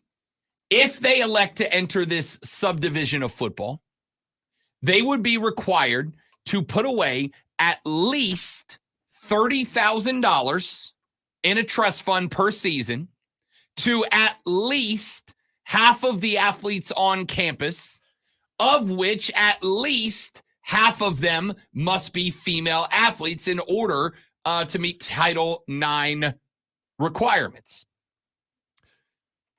Effectively, this, to me, is the trigger. We are in the end game now. I have been saying, Alonzo pointed out back in the first hour of the show, he said, Rob, wait a minute. This should not be surprising to you. After all, you are the unequaled, unparalleled, unrivaled genius that has been telling us since you arrived in the upstate of South Carolina. This is a direct quote from the great one, by the way. From memory, you're not even looking at it on the sheet or anything. Okay, don't need to. Cool. Since you have arrived in the upstate, you have been preparing us for the eventual reality of the Power 2 and the EEC, the Everybody Else Conference. And that is correct. I have been, because I didn't want any of you being caught by surprise. I didn't want any of you one day waking up and going, oh, my goodness gracious, what hath happened to my college football? Here is what I am the most concerned about. What I am the most concerned about here is a certain reality. It is that we will have the SEC, we will have the Big Ten, and then we will have the EEC. But I always assumed that the EEC would be on the same level, right? It would be a quantity versus quality debate. You would have the biggest brands, the Ohio States, the Georgias, the Alabamas, the Florida States, the Clemsons. You would have those schools as either Big Ten or Southeastern Conference programs. And then the EEC would have everybody else. And what I kind of foresaw happening, and I think this might send us down this path, what I foresaw happening was that ESPN would hold the rights to the Southeastern Conference, Fox would hold the rights to the Big Ten Conference, and then the EEC would basically become what the Group of Five is to the Power 5/4/3/2 conferences now. The Group of Five is full of a bunch of teams that get paid $1 million+ to go to Power 5 schools and get it handed to them, score an upset every once in a blue moon that becomes a moment in franchise history, take that money back and utilize it to operate the athletic department. Here's my question mark. If you get left out of the Power 2, if you get left out of the SEC/Big Ten, let's say you are, and I'm just picking a school at random here, but let's say you are a Vanderbilt. Let's say you are an, I don't know, Syracuse. If the ACC disbands, Syracuse is not catching an invite to the Big Ten or the SEC. They will be left out in the cold, much like Oregon State and Washington State are right now. Their primary rivals, as well as everybody else in the Pac-12, will all begin playing their new conferences next year. So Washington State and Oregon State are left as the only two members of the Pac-2, and they will be joining with the Mountain West Conference next year in order to have a schedule to play. The Mountain West gets the benefit of having a Power 2 come in and play teams within them. The Oregon State Beavers and the Washington State Cougars have the ability to at least round out a full 12-game football season. If we end up with a Big Ten that has, say, 24 teams in it, and we end up with a Southeastern Conference that has, say, 24 teams in it, and we got 48 teams within those two conferences, and I really do think that's about the roof of what these two conferences will grow to. Each one add about a max of 10 more, 8 to 10 more. If we end up with that, there are going to be north of 100 Division I schools still left playing college football. They will all have to band together. Do they become more like the Group of Five is now, where they throw sacrificial lambs into the B1G and the SEC in order to bring a few $1 million back to the EEC and keep athletic departments afloat? Or do they go, screw you guys, we're not going to be your sacrificial lambs. We're not going to send schools to come into SEC or Big Ten country to get absolutely wrecked for a check. We're not doing that. We're going to play our own football over here. And when it's all said and done, you guys can play each other, and you can go with your divisions or not divisions, your overall rankings, whatever. And the champion of the SEC can play the champion of the Big Ten, and you can have a national champion. We are just going to do our own thing over here. We are just going to have what is effectively going to become an entirely different league of football, right? And over here, you've got Syracuse and Pitt and Washington State and Oregon State and Vanderbilt and Arkansas and Missouri. And over here, you've got Florida and Florida State and Alabama and Auburn and Texas and Oklahoma and Texas A&M. And you guys crown your national champ, and we'll crown our national champion. And what we are going to hope is that the collective fan bases of north of 100 different schools all banded together. Maybe there's conferences within the EEC. Maybe there's not. Maybe there's just one governing body that oversees all of the lower level of football, and everything runs through them. And they go, we're going to do our own playoffs. We're going to do 12-team playoffs. There's 100 teams. We're going to do our own 12-team playoffs. We're going to run with this, right? And we'll do our own national championship. And I think what they may end up leaning on is the hope that the collective and combined fan bases of all of those schools will be at least approaching what the collective fan bases for the, I think, 48 schools in the major two conferences are going to be. And they'll go, hey, ESPN, Fox, I know that you guys have the rights to the Big Ten. You guys have the rights to the SEC. And I know that you are paying them an unbelievable amount of money to own the rights to their football contests. But we got our own thing going over here. And there's a lot of folks who got left behind. There's a lot of folks who got Washington stated. A lot of folks who got Oregon stated. A lot of folks who got Syracuse or pitted or whatever. And we are going to run our own thing, and we're going to do it in a way that makes sense. We're going to do it in a way that makes sense, like a traditional football league. And we're going to have winners, and we're going to have losers, and we're going to have a playoff. We're going to make it 12 teams or 24 teams or whatever. And by the way, don't tell me it won't work, because the FCS level is literally doing it. Furman's on the road this Friday night at Montana, half a country away, playing a playoff game in a round of, I believe, 24.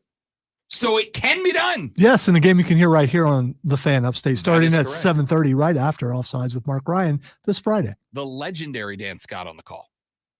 So it can be done, and they may go, we're going to do a 2014 playoff that is going to take place over, 5 weeks or whatever. We believe we can get that off the ground. We want you to provide us with a television contract. And will they be able to put together enough numbers that a TV outlet of some sort, whether it's either ESPN or Fox or some combination of the two, or maybe somebody else jumps into the mix and goes, we want to be the exclusive home of the everybody else conference. And that takes off. I don't know.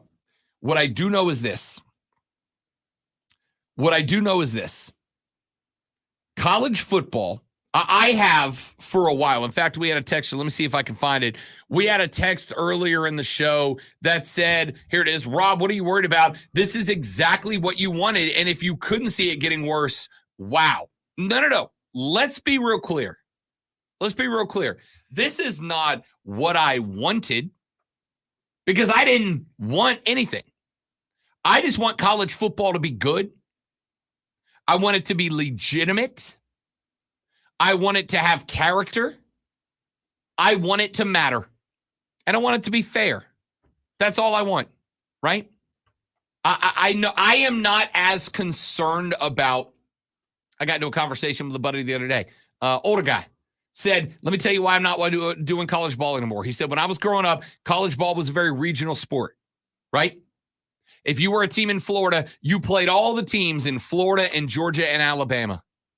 If you were an Alabama team, you played all the teams in Alabama and Florida and Georgia and Mississippi. And if you were a Mississippi team, you played all the teams in Mississippi, Alabama, Georgia, and Louisiana. And if you were a Louisiana team, you played all the teams in Arkansas, Louisiana, Mississippi, and Texas. And if you were a Texas team, you played all the teams in Texas, Louisiana, Oklahoma, and whatever other states next to Texas. What is it, Arizona? I don't know. Point is, you played it very regionally. And I said, that's great, but it's a national game now. It's been a national game for like 40 years. It's been a national game. And when it became a national game, it started mattering about national profits. And this is just the end game of that. What I hoped would happen, I was not necessarily hoping for a Power 2 conference. I was not necessarily hoping for domination by, 4 dozen teams and then everybody else is just trying to survive. What I was hoping was we were going to have at the least 3 competitive divisions that all competed with and against each other, from which a healthy playoff field will be built, and we'd have a national champion based on a set of objective criteria as to who's in and who's not. But we don't even have that now. Who gets in is wildly subjective right now. That's the argument that's been going around Florida State. So, with all of that being said, I think you're pointed in a direction now. I think you're pointed in a direction in which the two major conferences are going to grow to 24. And we had a texter a minute ago that said, Rob, why would the SEC go to 24 teams? Wouldn't they kick the drugs of the conference out of the so that teams remaining could split up a bigger chunk of the pie? I hope they said dregs and not drugs. They did. Well, they said drugs, but I didn't want to it was probably autocorrect. I don't know. They do have the Miami Hurricanes involved. That's why I'm going to go with autocorrect there. Because yes and no. I don't think, when I think Vanderbilt, I don't think drugs. I think nerds. So, I mean, you know. Dadgummit. Did it again. What is going on? Why? Dadgummit.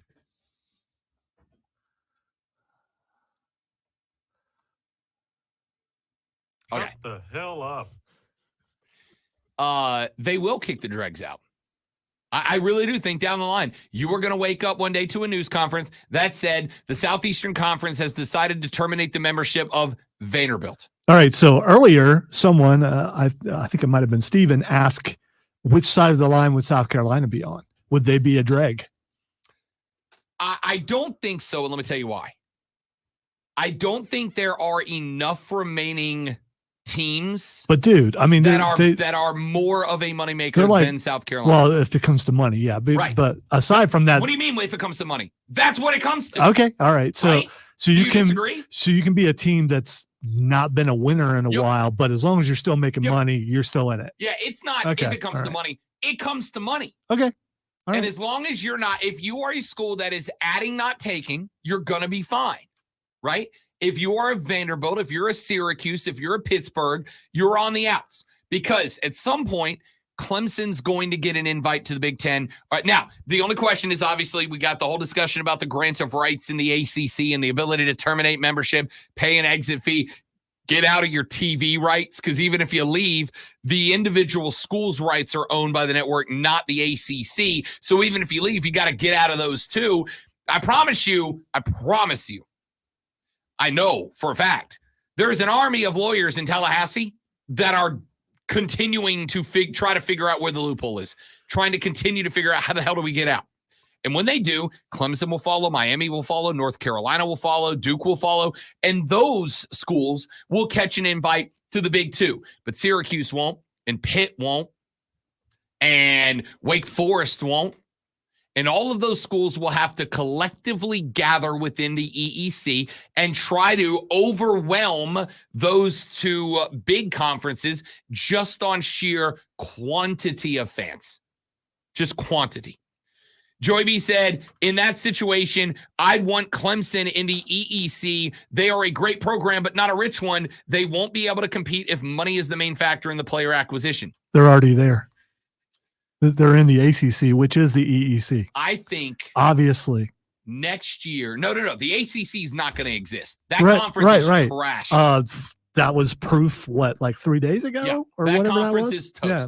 The minute that the Alabama logo popped up on the screen during the playoff selection, the minute that Alabama script A popped up, the ACC died. It is just at this point a zombie making its way aimlessly trying to stay relevant. Okay? The ACC is dead.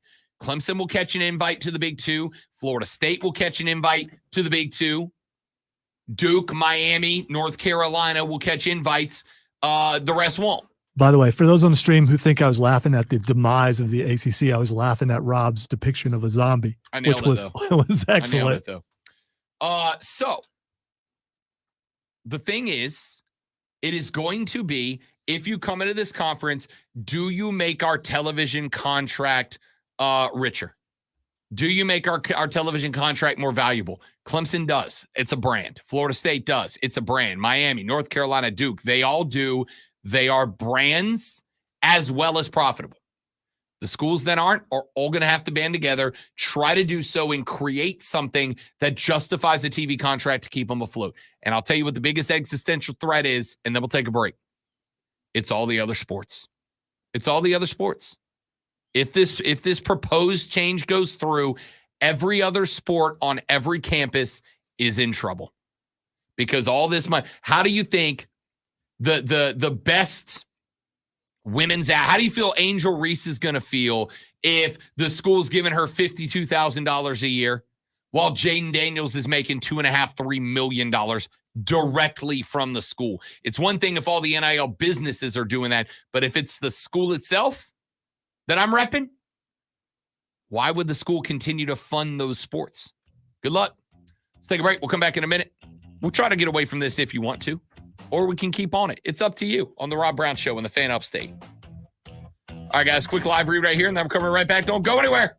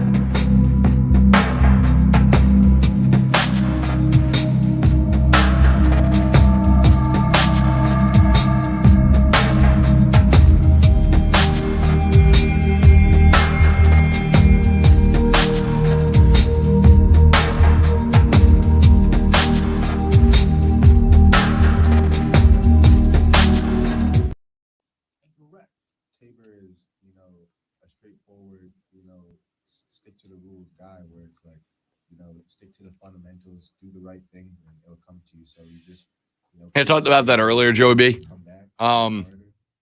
I mean, you're going to get baseball and softball. You're going to get men's and women's basketball. And you're going to get football, and they'll offset that with one more sport like volleyball or something. But if you've got to start dumping millions of dollars as the school into NIL, unless your revenue is going to go up to match it, and NIL payments, unless they unionize and set a cap, are always going to increase. How do you keep pouring money into other sports that are costing you money?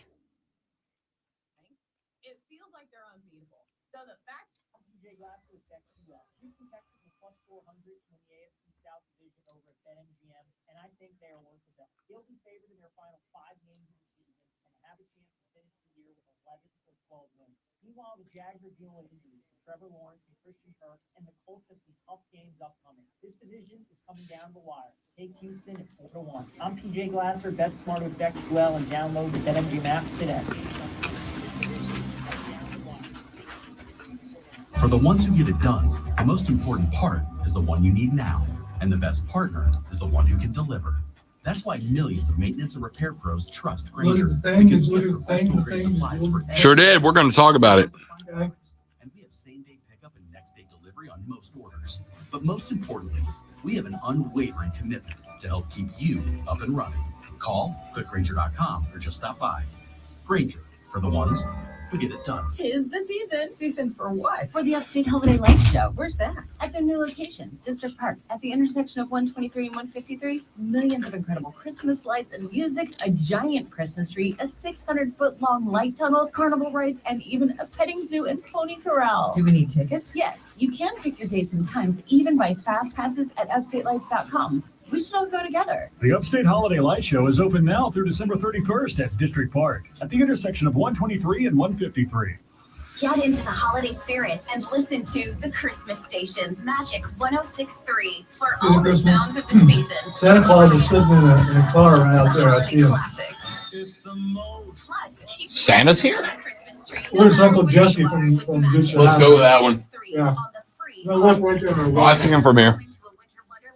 Ask your smart speaker to play Magic 106.3. Uncle Jesse. Season your way on the radio, on your smart speaker, and on the free Odyssey app. Today, windy with plenty of sunshine, high at 53. Weather brought to you by Pfizer. COVID-19 can keep you on the sidelines. If you're more likely to get very sick from COVID, ask your doctor if prescription oral treatment is right for you. Visit treatcovid19.com. Sponsored by Pfizer. Sponsored by ChumbaCasino.com. Introducing Chumba Casino, the thrilling online social casino that's free to play. Head on over to Chumba. I can't read the article. It's behind a paywall. Get on the fun. Yeah, me either. I thought, talent and everything, you'd have like special privileges. Be able to do, those things I can't do. That's fun. That's fun.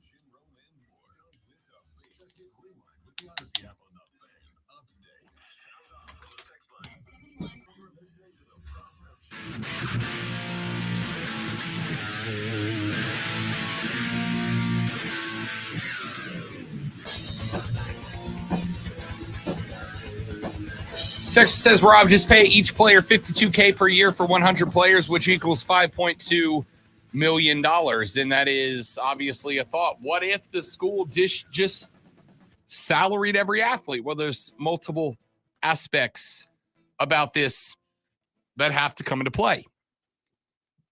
First off, and the one that is going to be the most intriguing to see how it fits, are the Title IX requirements, right? This is part of the protocol. For every dollar you pay a male athlete, you have to pay $1 to a female athlete as well. So you can't just go hammer $5.2 million to 100 members of the football team, because now you're at $10.4 million, because every dollar's got to be matched going to the women's side, right? Here's the other thing about this, because this is not the first text I've gotten today from somebody who said, what if you just set a salary number, right? Every school goes, hey, if you want to play here, you're getting a salary of $30,000 or $40,000 or $50,000 a year. That's what we're going to pay you as your NIL deal from the school. There's a kid down in Tallahassee, Florida right now by the name of Pat Payton. He's a defensive end. You didn't hear a lot about Pat Payton this year. unless you were watching the games because Jared Verse was down there. And Jared Verse is a first-round NFL draft pick in his last year on campus this year, and he was the defensive focus. But Pat Payton was actually, for a majority of the year, a better player than Jared Verse, as good as Jared Verse was. Well, Pat Payton went to the school earlier this week, and according to reports out of Tallahassee, told them that in order for him to stay on campus, he wants a heavier NIL deal than Jared Verse got. The NIL collective, the primary NIL collective down in Tallahassee, a collective called The Battle's End.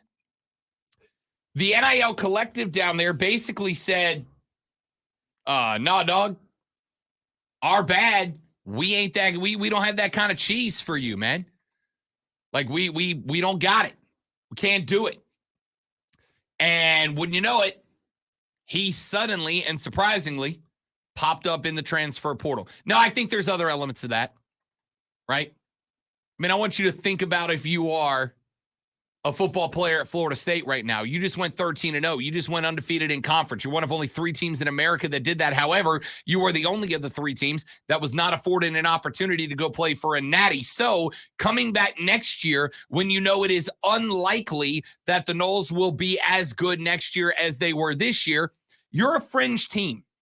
You're a team that may or may not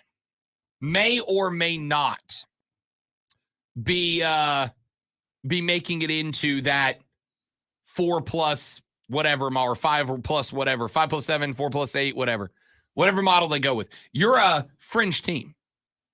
You may or may not get in. You're not going to be the same team next year. We don't know who the quarterback's going to be. We don't know if there is enough wide receiver talent to replace what you're losing in Coleman and Wilson. We don't know, right? And if you don't know that, and 13-0 wasn't good enough, why are you going to stay if Florida State's paying the same money, or the NIL collective in Tallahassee, or whoever is paying the same amount of money? It's a tough spot to be in, for sure. For sure. So, with that being said, the concept of we'll just pay every football player a salary. You've got to worry about Title IX, number one. And number two, do you think that's going to work for what I saw somebody on the internet last night call apex freaks, which I love. I love that. It's a term for like the best in college sports, the apex freaks. You know who I'm talking about. I'm talking about the Xavier Legettes, right? I'm talking about the Michael Penix Juniors. I'm talking about the Jaden Daniels. Okay, so you're actually talking about players and not fans. Correct. Okay, it took me a moment. Correct. All right. Talking about the apex freaks. I'm talking about the best of the best, the cream of the crop. Yeah. Do you think that offering that kid a $60,000 salary a year, $100,000 salary a year is going to do it? When Matt Rule is telling you, if you want one of the top 10 transfer portal QBs, it's going to cost you $1.50 or $2? No, that ain't it. So you can't do that. That's not good enough, right? So that's what I'm intrigued by, is how this is all going to shake out on the individual teams. And this is the last segment we'll do about it unless y'all want to bring it back up. But I'll be very, very clear about it. Here are some of what I think will be the likely results of this. I'm not saying I'm right. It is my own speculation and opinion. But here's what I think you end up happening. Number one, the bottom dwellers of the Big Two conferences, the Big Ten and the Southeastern Conference, are going to have their membership terminated at some point. The Vanderbilts, the Missouris, the Wake Forestes, they are going to be told, we appreciate your services, but they are no longer required. We wish you the best of luck in your future endeavors. And they are going to have to go off, and they're going to have to join the teams that are left behind in old conferences, the Syracuses and the Pitts, the Washington States, the Oregon States. They're all going to have to band together. They are going to form an all-new football league. The Big Ten and the Southeastern Conference are going to create a super league. They're going to create a super league. Maybe two and they join together. Maybe they play separately and they just run their champion at each other at the end of the year. I don't know. They're going to go super league. Everybody else is going to form a secondary college football league. And they are going to hope that just by sheer numbers, they are going to be able to get a TV contract that keeps them alive. Just by sheer numbers. Just by having that many teams playing that many games all under one banner, they are going to hope that they are going to make enough that they can stay alive. Those are all the football-related consequences that I can see coming down the pipe. By the way, the concept of the EEC, for those of you that have been throwing stuff at me, about,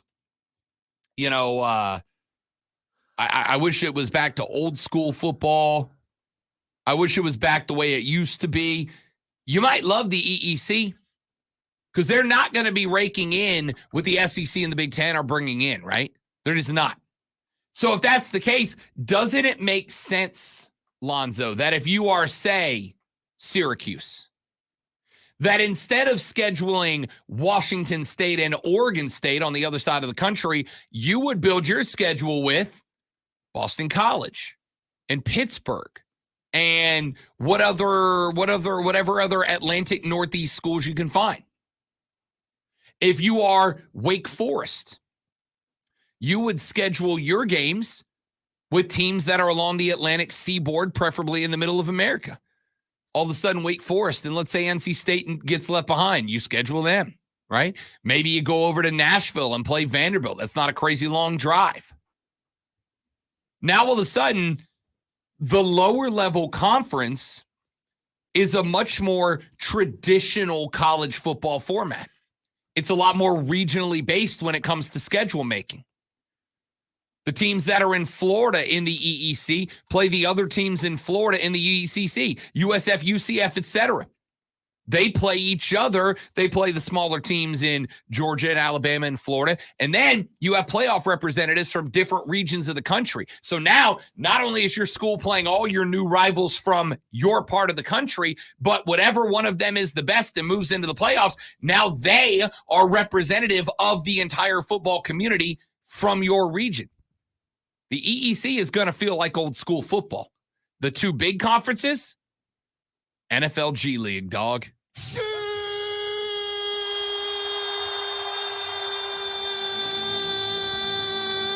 Back after this on the Rob Brown Show, it is the Fan Upstate.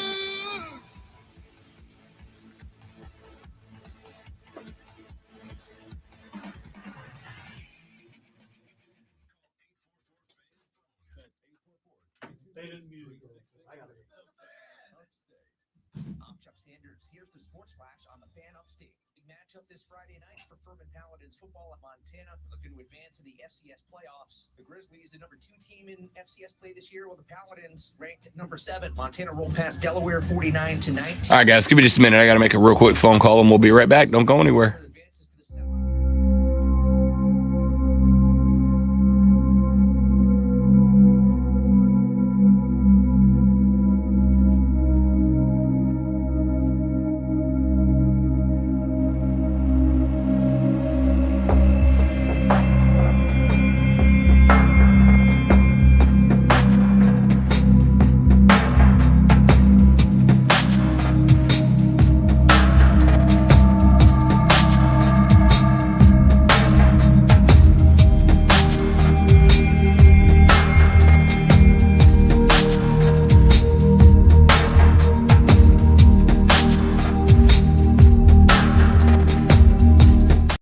Never mind, they didn't answer. I'm back.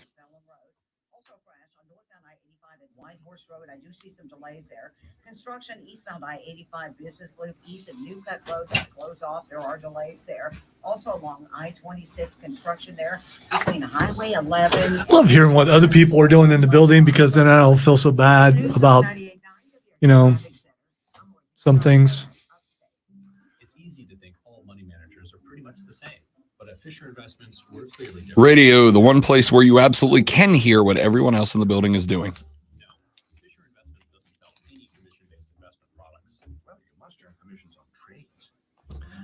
And use it in case of, why'd you do that? Well, I heard them do something similar. So, you know.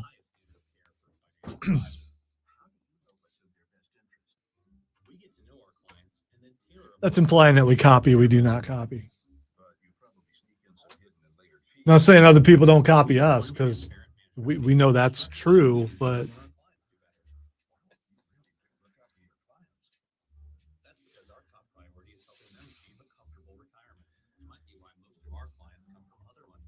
oh, golly. Clearly different money management. Investments and securities involve the risk of loss. This holiday season. oh, there he is. For top quality gifts that pay tribute to the lasting heritage of the West. From handcrafted cowboy boots and American-made felt hats to hand-stitched leather jackets, our in-store experts will help guide you as you shop, assisting with boot fitting and providing complimentary hat shaping. This holiday, share a piece of the American spirit. Boot Barn, unwrap the West. Unwrap the West. Wow, nobody else can say the things that guy just said and sound as awesome. Dude, if you have a voice like that, you can make anything sound sexy, right?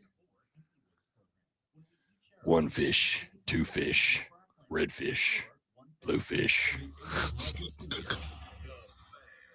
I don't know why that's what I want. Yeah, I just, yeah. You got the point. You got the drift.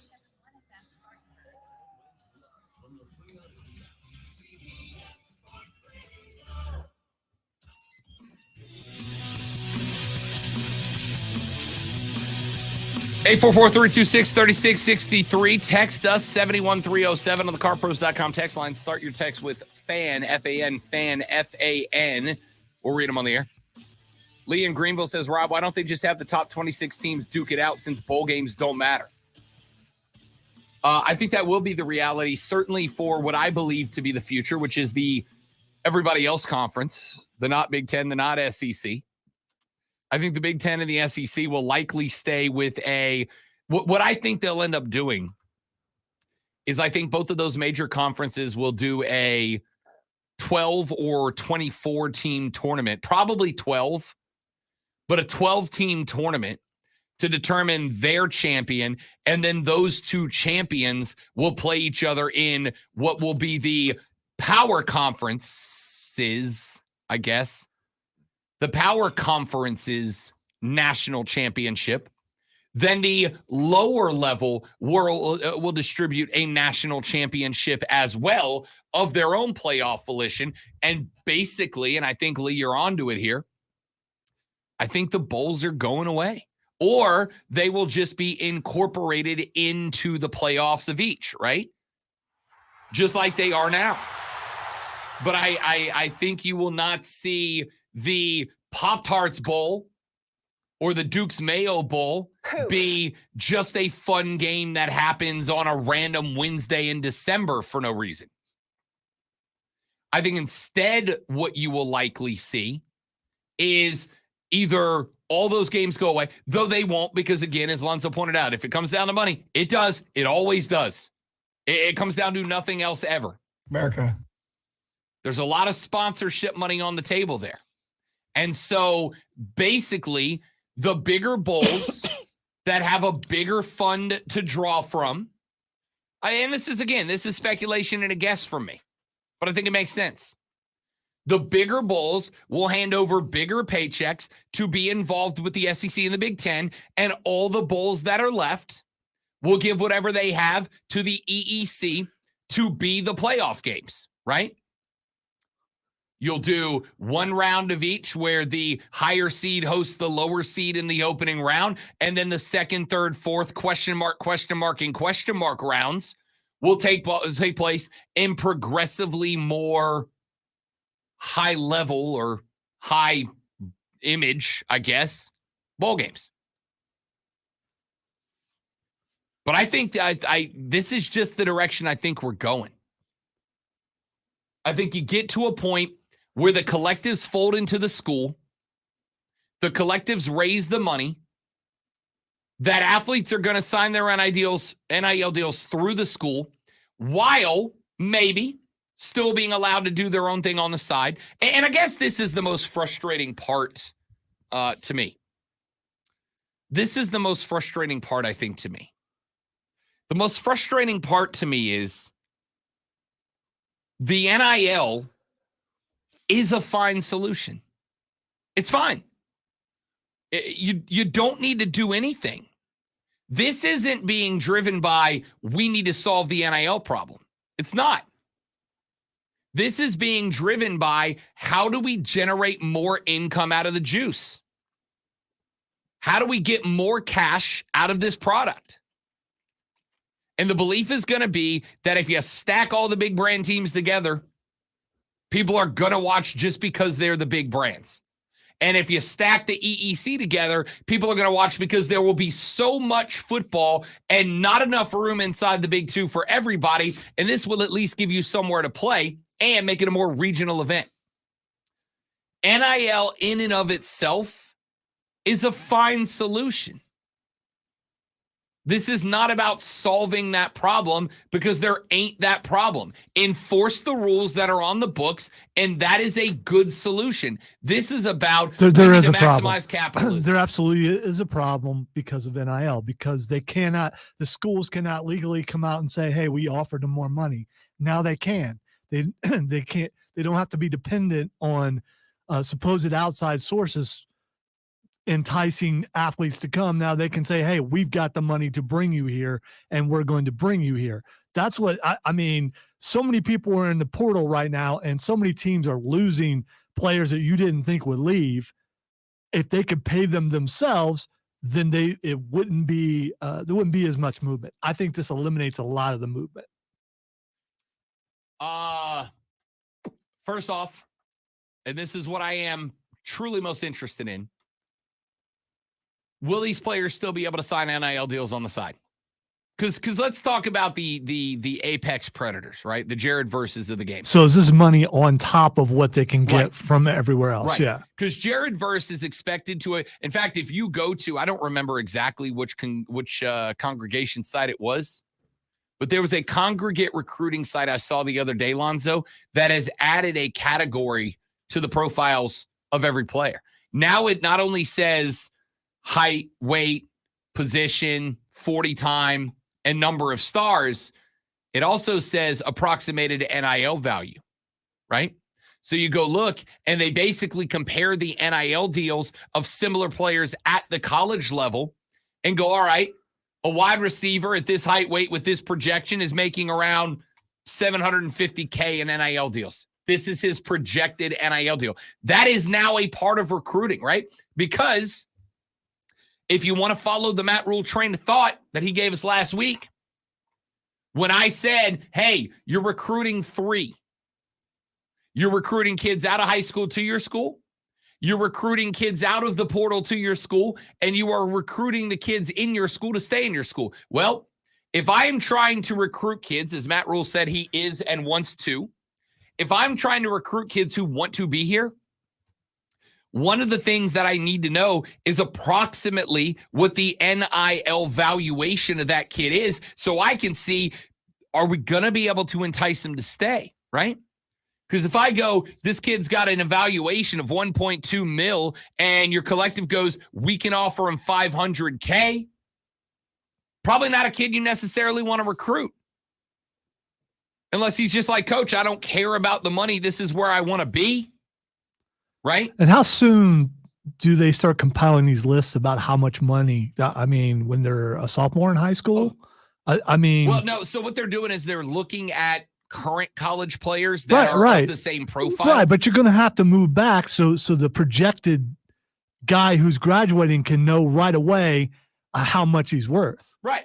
That's what I'm saying. They're looking at similar players. They're looking at what you are expected to be in college. So if you got a kid coming out of high school that checks in as a receiver at, 6'6", 225 with a 4.4 40, you can go, okay, Xavier Legette was making $800,000 a year in NIL. This guy's going to play a similar role on a similar team, so he's probably worth about that. And if your collective goes, we ain't got the money for that dude, and you're trying to recruit a guy who's going to stay, you may not recruit that kid anymore. Not because he can't play, not because he wouldn't help the team, but because, if he says yes out the gate, and then he comes in and he tears it up in year one, he's just going to hit the portal and go to a bigger school elsewhere. Right? And that's a big problem. Here's another thought I just had, and then we'll get to a phone call. If the EEC does split up, if the Big Ten and the SEC do drop their NCAA affiliation, or because the NCAA is bending over backwards to gratify them the way they want to be gratified, if the EEC splits out and does their own thing, could any of them put into a rule that says you can transfer within our conference? You can't transfer out of it. How would that change the game? I don't know. It's going to be real interesting. All right, let's get a call in here. Who we got, Lonzo? Ted. Ted, welcome to the show, big dog. Good to have you. Hey, thank you. Sure. So something else to think about, the INL value of a school and also what state you're in, because you have states like Tennessee and Florida and Washington that don't have a state income tax. So your other states have to figure higher in NIL just to compensate for the differential in taxes. Because if you go to a state like Florida where there's no state income tax, your NIL dollars go further for the athlete. Sure. Listen, and different schools are going to command more money than other schools. You're not going to get the same NIL deals at a Wake Forest that you'll get at a Florida State. 100%. But listen, that's already the case, right? We already know that. There's a reason that at no point ever have five-star kids gone to Vanderbilt or Wake Forest. They all end up at Alabama and Georgia. It's because those schools have more resources. They have always been able to provide more. It was not in the form of cash, but it was better facilities, better coaching, better preparation for the league, et cetera, et cetera. So that part's not new. It's just a different version of it nowadays. That doesn't make it less impactful to tell a kid, hey, if you get $1 million in NIL in Florida, it's $1 million. If you get $1 million in NIL in Louisiana, it's only $750K. That when you look at it that way may have an impact on these kids and their decision.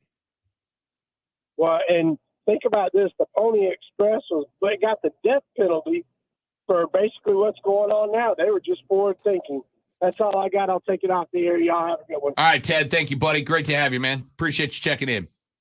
Listen, so this is why I said NIL, if you just enforce the rules and the regulations, and most importantly, you started hammering down on people who got caught violating them, NIL was a fine solution.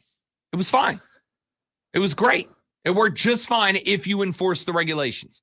You're basically taking extra steps to give more power to the Big Two conferences. That's all this is to me. Let's take a break. We'll come back. We got 1 hour left. We'll get away from this.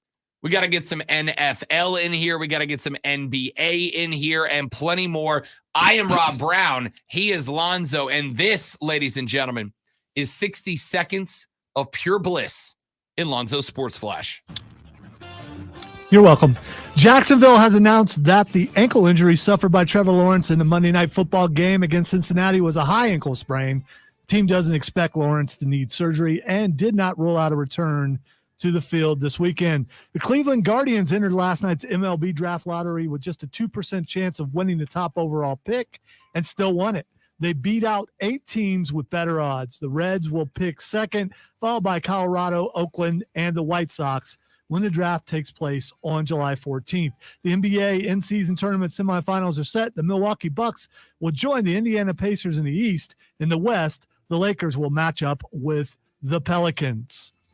Tune in tomorrow night at 7:30 for Thursday Night Football as the Pittsburgh Steelers take on the New England Patriots right here on your home for the NFL. The Fan, Upstate.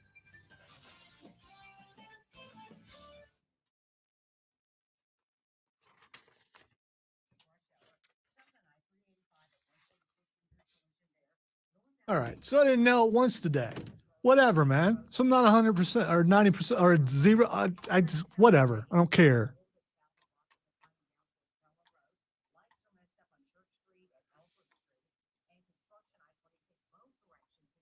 There's no rule that says I have to hit the post. The music is beautiful. Maybe I just want to hear the music.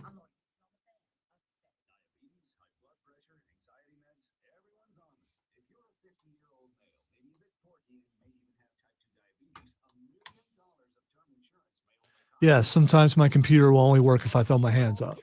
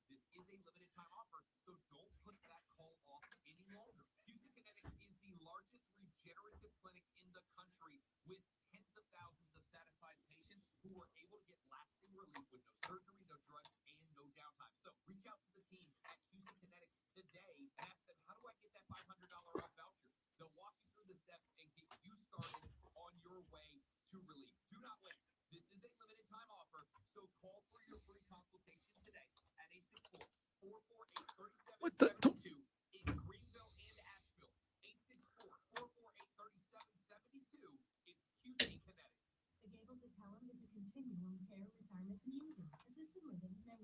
Rehabilitation and skilled nursing all under one roof. An MD will visit twice a week, and physical therapy, speech therapy, and occupational therapy are on site. And for socialization, our director of activities has a master's degree in social work and has been at the Gables for many years. We have a full calendar of activities for all of our residents. In addition, our director of memory care has... Don't you love when you hit the wrong button and then you find out Give us a call at 864-286. what something does accidentally? Luckily, it wasn't anything negative. I don't know if I'll ever use the knowledge I just found, but that's fine. Petting zoo and carnival rides driving through a Christmas wonderland. Tickets and info at upstatelights.com. I can't wait for what's next. Even with higher stroke risk due to atrial fibrillation, irregular heartbeat not caused by a heart valve problem, Eliquis, the Fixavan tablets, reduces stroke risk. It's the #1 cardiologist prescribed blood thinner. Don't stop taking prescription Eliquis without talking to your doctor, as this may increase your risk of stroke.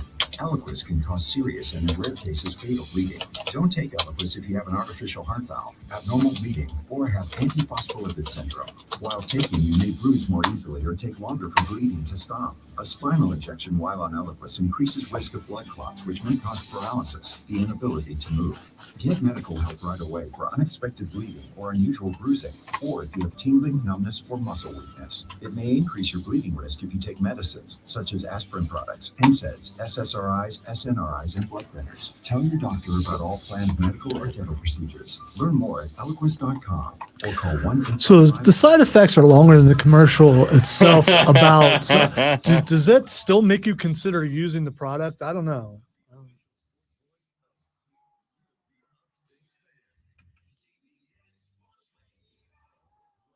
Sounds like, yeah, man, I'll just deal with the itching.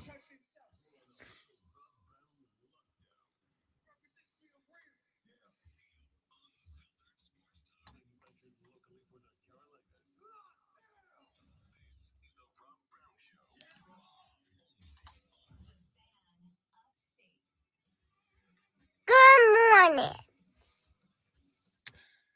Welcome back, ladies and gentlemen. The final hour of the Rob Brown Radio program is on the air. This is the Fan Upstate. How do you do, Upstate South Carolina? Yeah. You need. Good to be with you for the final 60. I'm counting that. You should. I am. You should, because I thought I had my hand on the button. I didn't. So that means we're like even. This, back in the game, baby. You needed a little motivation because you were dipping. I saw it. I saw the dip. It was a rise. It was a build. It is now, thanks to me. You're welcome. Thanks to me.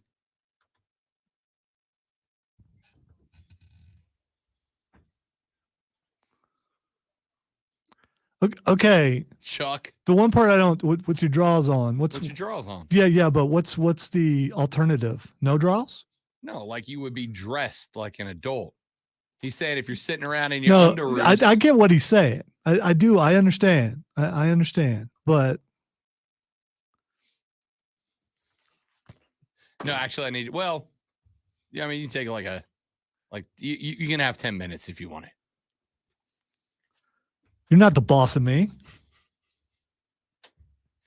All right, let's get to some. Let's get to some Nash Football League here on the Rob Brown Radio Show as we wrap up our week. We've got some NFL futures markets. You know, every now and then I like to check in on the futures markets and just see what we can learn from those futures markets. You missed the opportunity to say glean. What we can glean. The word wouldn't come to me. I'm not gonna lie. Yeah, that was what I wanted to use. And it's a haughty word. It is. Just, so I'm I wanted shocked. to use it. It wouldn't come to me. Super Bowl winner. Your odds have been updated as they are, I mean, pretty much daily by the books in Las Vegas. San Francisco is now your odds-on Super Bowl favorite, Lonzo. And surprise! I know. They are also, and this may shock you if you haven't heard them yet, Rob Brown's number one power-ranked football team right now in America. They're very good. They're very good. Very good. They are plus 300. They are 3-1 to win the Super Bowl. Now, there are two teams that are tied for second. Who are they, Lonzo? Who are the two teams tied for second shortest odds? Philadelphia and Kansas City. That is exactly correct. Both of them are 5.5 to 1 right now. 650 is Baltimore. 750 is Miami. Dallas is 9 to 1. That is it. There are 6 teams with shorter odds than 10 to 1. Wait. Why is Dallas so low? Because I mean, I thought everything I've heard, they're right there. I actually know the answer to this. The answer to this is because even with things going very right for Dallas, and even with things, at least for a single week, going wrong for the Eagles, the Philadelphia Eagles are still very much likely to win the NFC East. There is one thing in common between the 5 teams ahead of Dallas and the Cowboys at number 6. San Francisco will win their division. And likely, the path to the NFC Championship will go through Santa Clara, California. The Kansas City Chiefs are going to win their division. And likely the path to the AFC Championship will go through Kansas City, although that is far less determined. Philadelphia will likely win the NFC East. That means that they will play at least 2 of their games at the house with the second best record in the NFC. Baltimore will win their division. They are still very much a threat to host the AFC Championship game. In fact, if the season ended today, they would. So Baltimore will get probably 2 games at the house at the minimum, maybe all 3. Miami at plus 750 is going to win the AFC East. Hell, they pretty much already have at this point. At least a couple of games will go through Miami. Dallas is the very first team likely to be a wild card team. Now, that's going to be interesting because they play Philly this Sunday. And with a win over Philadelphia, Dallas will be that much closer to potentially stealing the NFC East Championship away. I will tell you now that if Dallas ends up winning this weekend over the Eagles, that will bring both of those teams to a 10-3 record. And it will bring both of those teams to a 10-3 record in a spot where Dallas will have the edge. Where no team will have the edge because they will have split the season series 1-1. So then it just comes down to What's the end of the season look like? Now, that's real bad news for Dallas because the end of their season is the toughest final stretch to any team within the National Football League. Listen to the next handful of games for Dallas. They just beat Seattle. It's a good win. Now they are at home against the Eagles. They got to go in the middle of December up to Buffalo to play the Bills. Then they got to go down to sunny South Florida to take on Miami. Then they come back home and play Detroit. That's not an easy stretch. But if they can beat Philly this weekend, they are right there, man-to-man, toe-to-toe for the NFC East. If they beat the Eagles on Sunday, we'll come back and look at these odds again on Mondays, though, and Dallas will go from 9-1 to like 60, like 6.5 to 1, and the Eagles will go from 5.5 to 1, probably down to about 6.5 to 1. They'll probably share the same odds. This game, after the San Francisco loss, becomes immensely important to Philadelphia. It is also immensely important to Dallas. It is also immensely important to everybody else in the NFC. Because I think we all think, frankly, that the San Francisco 49ers are the best team in the NFC. We all agree with that? I'm going to say yeah. Yeah. Yeah. At least as long as they stay healthy. Yeah. Here's the thing. They're a game back from Philly. They're a game back from Dallas if Dallas wins this weekend. Now, if San Francisco gets a win, we'll have a 3-team race all at 10 wins. If they all get a win and Detroit gets a win, we will have a 4-way tie. We could have at the end of this weekend, theoretically, if Dallas beats Philly, if San Francisco wins, and if Detroit wins, we will have 4 teams all at 10-3, but 2 of them are in the same division. I think, you think, we all think the road to a Super Bowl ticket out of the NFC goes through Santa Clara, California, goes through the 49ers, but you never know. You never know. The Niners do not have as tough of a stretch down the end of the schedule as Dallas does, really as Philly does either. They got the Seahawks, a very beatable team. They're at Arizona. They do have Baltimore in 3 weeks. That is at home, though. Then they're at Washington and back home for the Rams. San Francisco is, I think, losing at most 1 game. But you got to keep pushing if you're Dallas, if you're Philly, if you're Detroit, because as Lonzo astutely and correctly pointed out, if a McCaffrey goes down, and he does, if a Debo goes down again, that San Francisco team loses its mojo. And that door will be open for any of those other teams to carry the number 1 overall seed, the bye week, and home field advantage through the NFC title game into the playoffs. So I think that's this Dallas Philly game is a massive game, both within that division. But here's the other element of it. The winner of that game is getting a first round home game, a second round home game. It would look like. The loser of that game, Lonzo, is a wild card.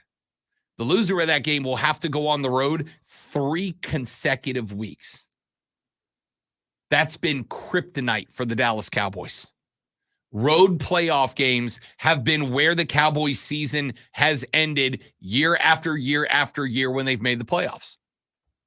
They cannot trust themselves to go on the road and win 3.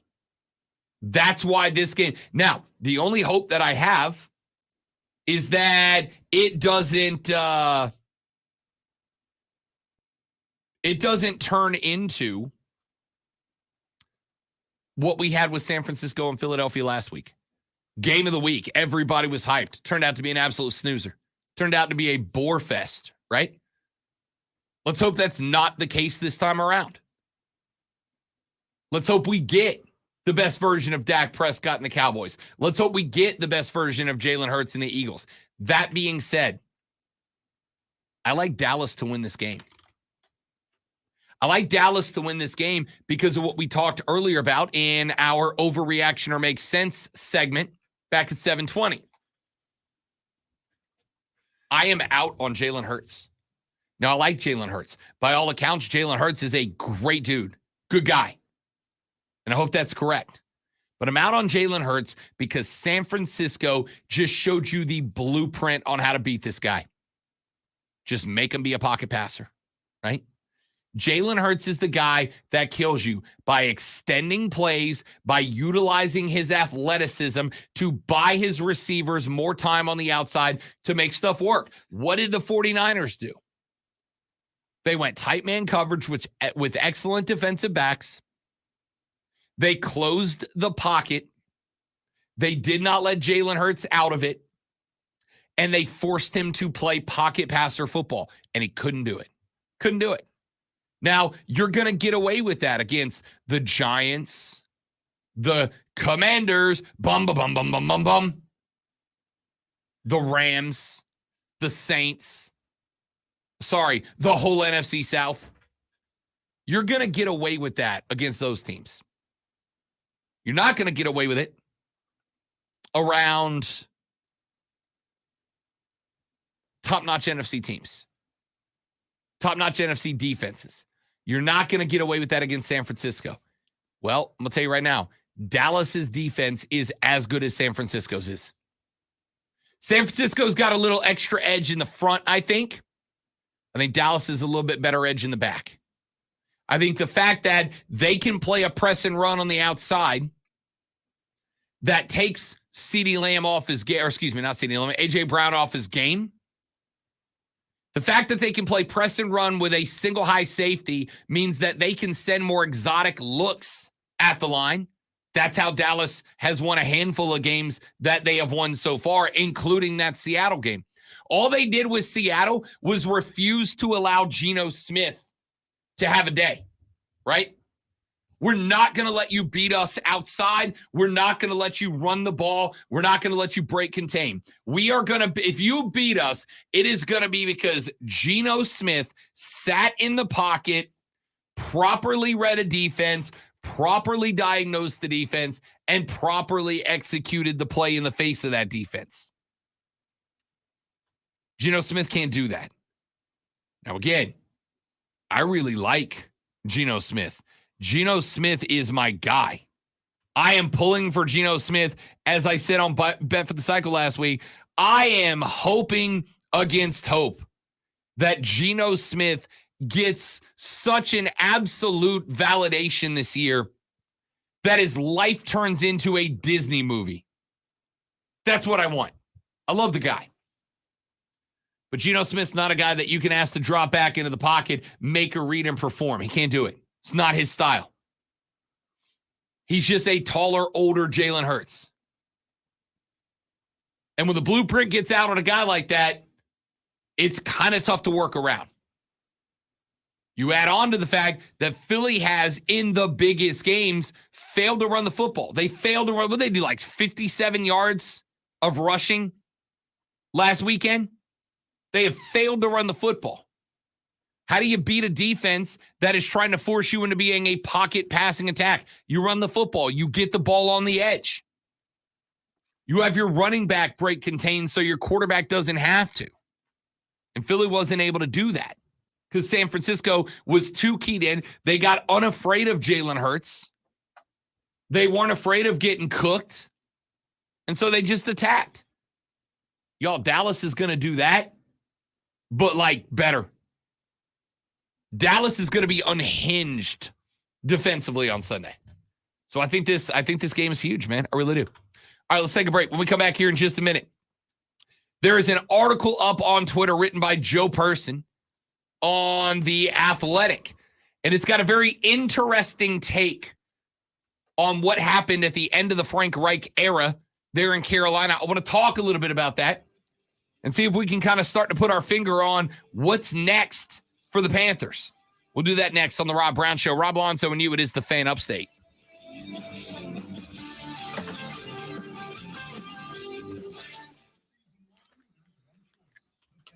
Are you going to? Yes. All right, guys, we'll be back in just a minute.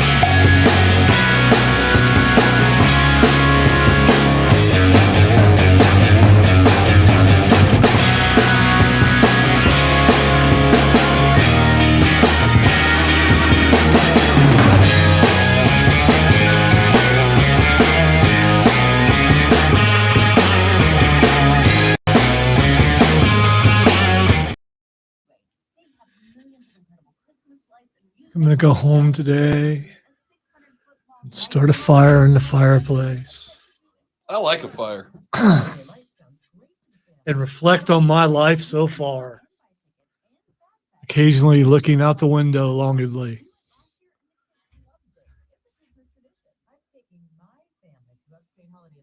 We'll meet you there, probably more than once. The family loves it, and it puts everybody in the holiday spirit. It kickstarts our hollies and jollies.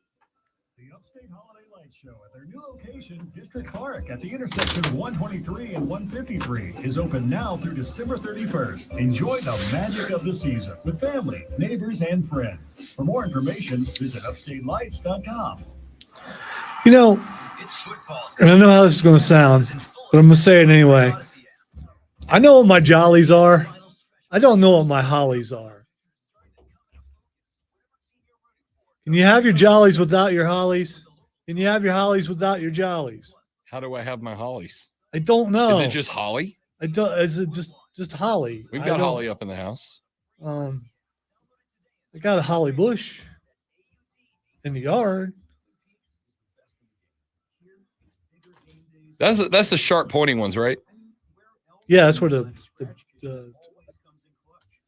they grow really big eventually. Yeah, the sharp pointing ones. Yeah. Mine's starting to get there. I really like it. It's one of my favorite things because the deer didn't eat it. Daggum stinking deer. Eating all the tender plants.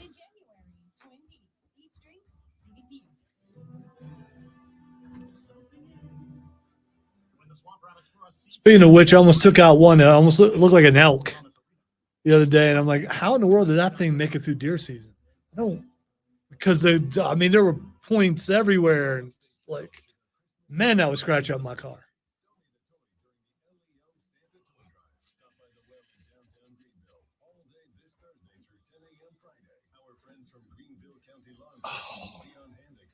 It hurts my leg to kick them like a little kid, like I'm doing right now. But sometimes you just do it.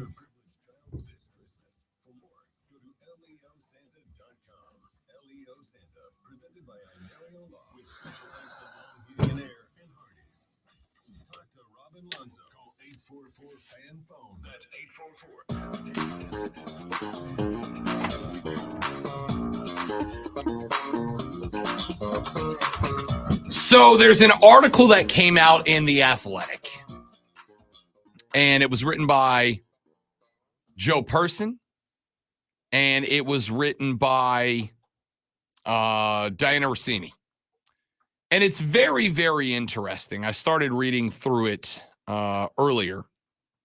It is behind a paywall, so it's tough to get to. Started reading it earlier, and there's a couple of points that jump out. Now, Lonzo, you've talked about him before. Joe Person is a guy that has been in this game for many years.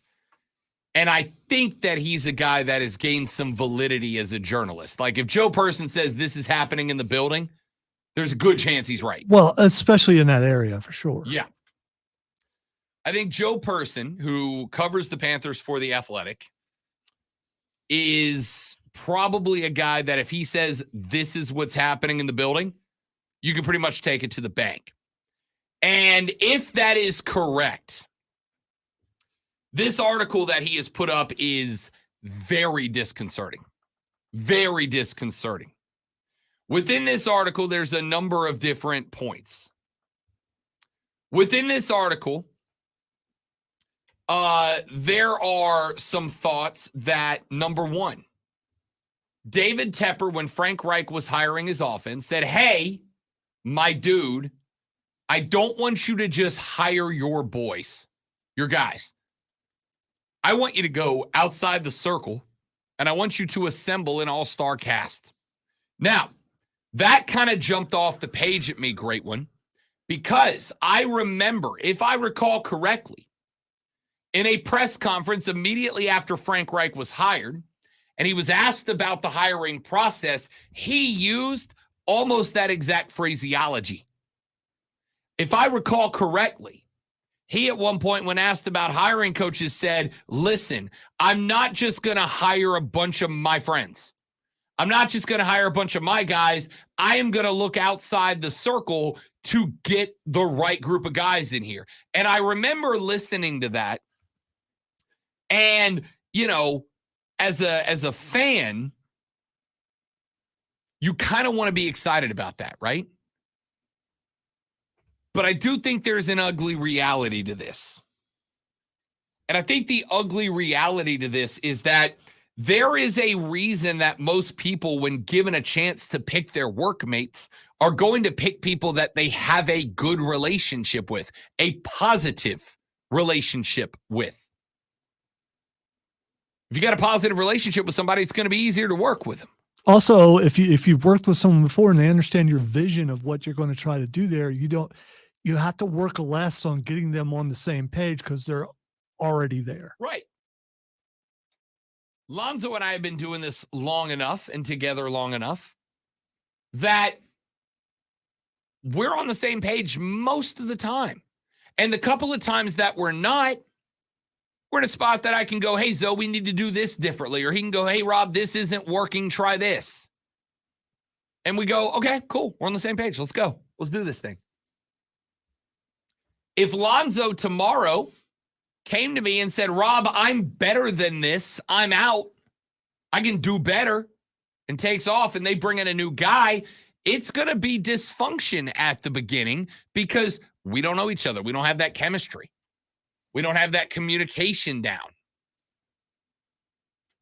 So I find it interesting that Tep inserted himself there. I find it more interesting that Frank Reich used the exact same language. Now, maybe that's a coincidence. Maybe the reason Joe Person wrote and used that language is because it is what Frank Reich said.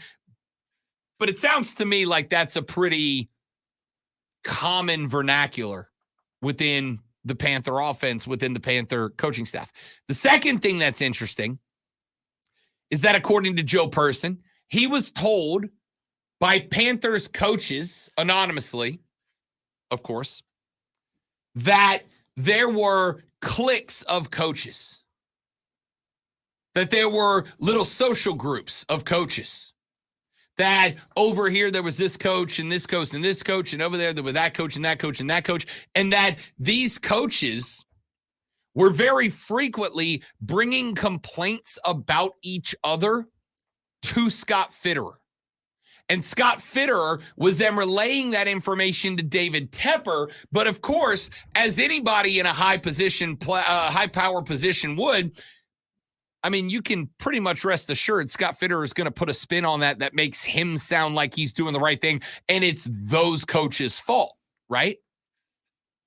So the fact that you have got coaches forming cliques, the fact that you've got coaches that are talking boat about each other behind each other's backs and passing that information up the chain of command, to me, says you got a dysfunctional relationship, right? I could not survive if I wasn't in a situation where if something goes wrong, I can tell Lonzo, hey, dude, I don't feel great about this, and we can work together to find a solution, as opposed to tiptoeing down the hallway, sneaking into the boss's office and going, hey, Lonzo just did this thing, and trying to get him in trouble behind his back. Joe Person also wrote that there is a lot of conflict about Bryce Young. A lot of conflict. There's a group of coaches there that believe that he should be given the time and the growth to develop within this franchise once a roster is built around him. But apparently, there's a group of coaches that just don't think he's it. Don't think he can do it. His footwork was described as lazy.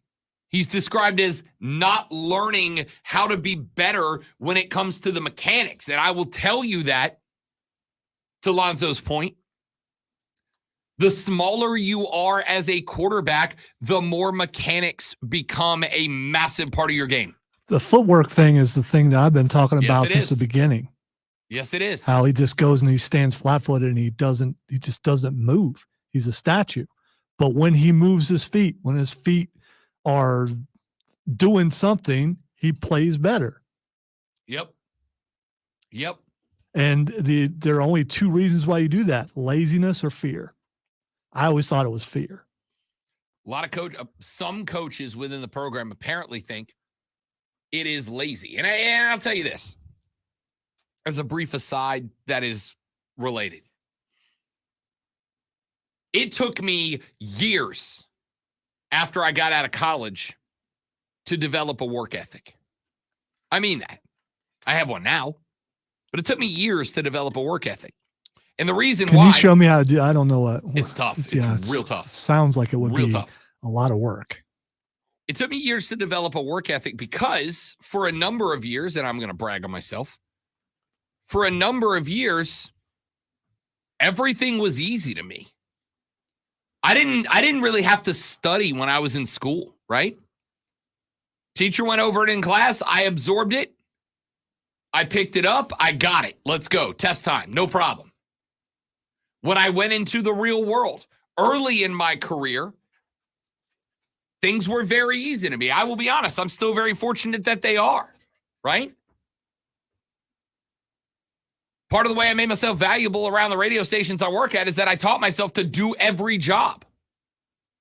I know how to do everything.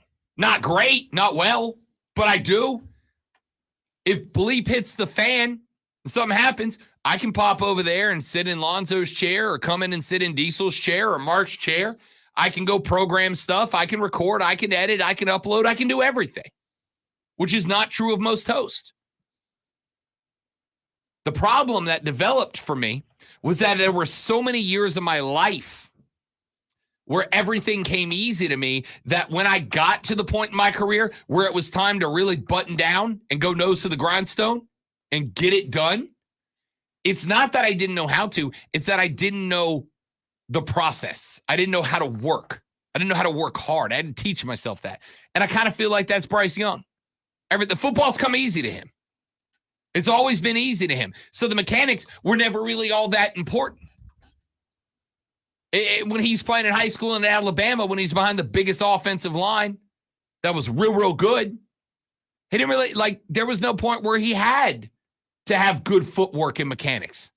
Drop back in the pocket, 1, 2, 3, 4, 5, throw the football. And that's a struggle. So again, I'm still going to wait. I'm not passing judgment on him yet, good or bad.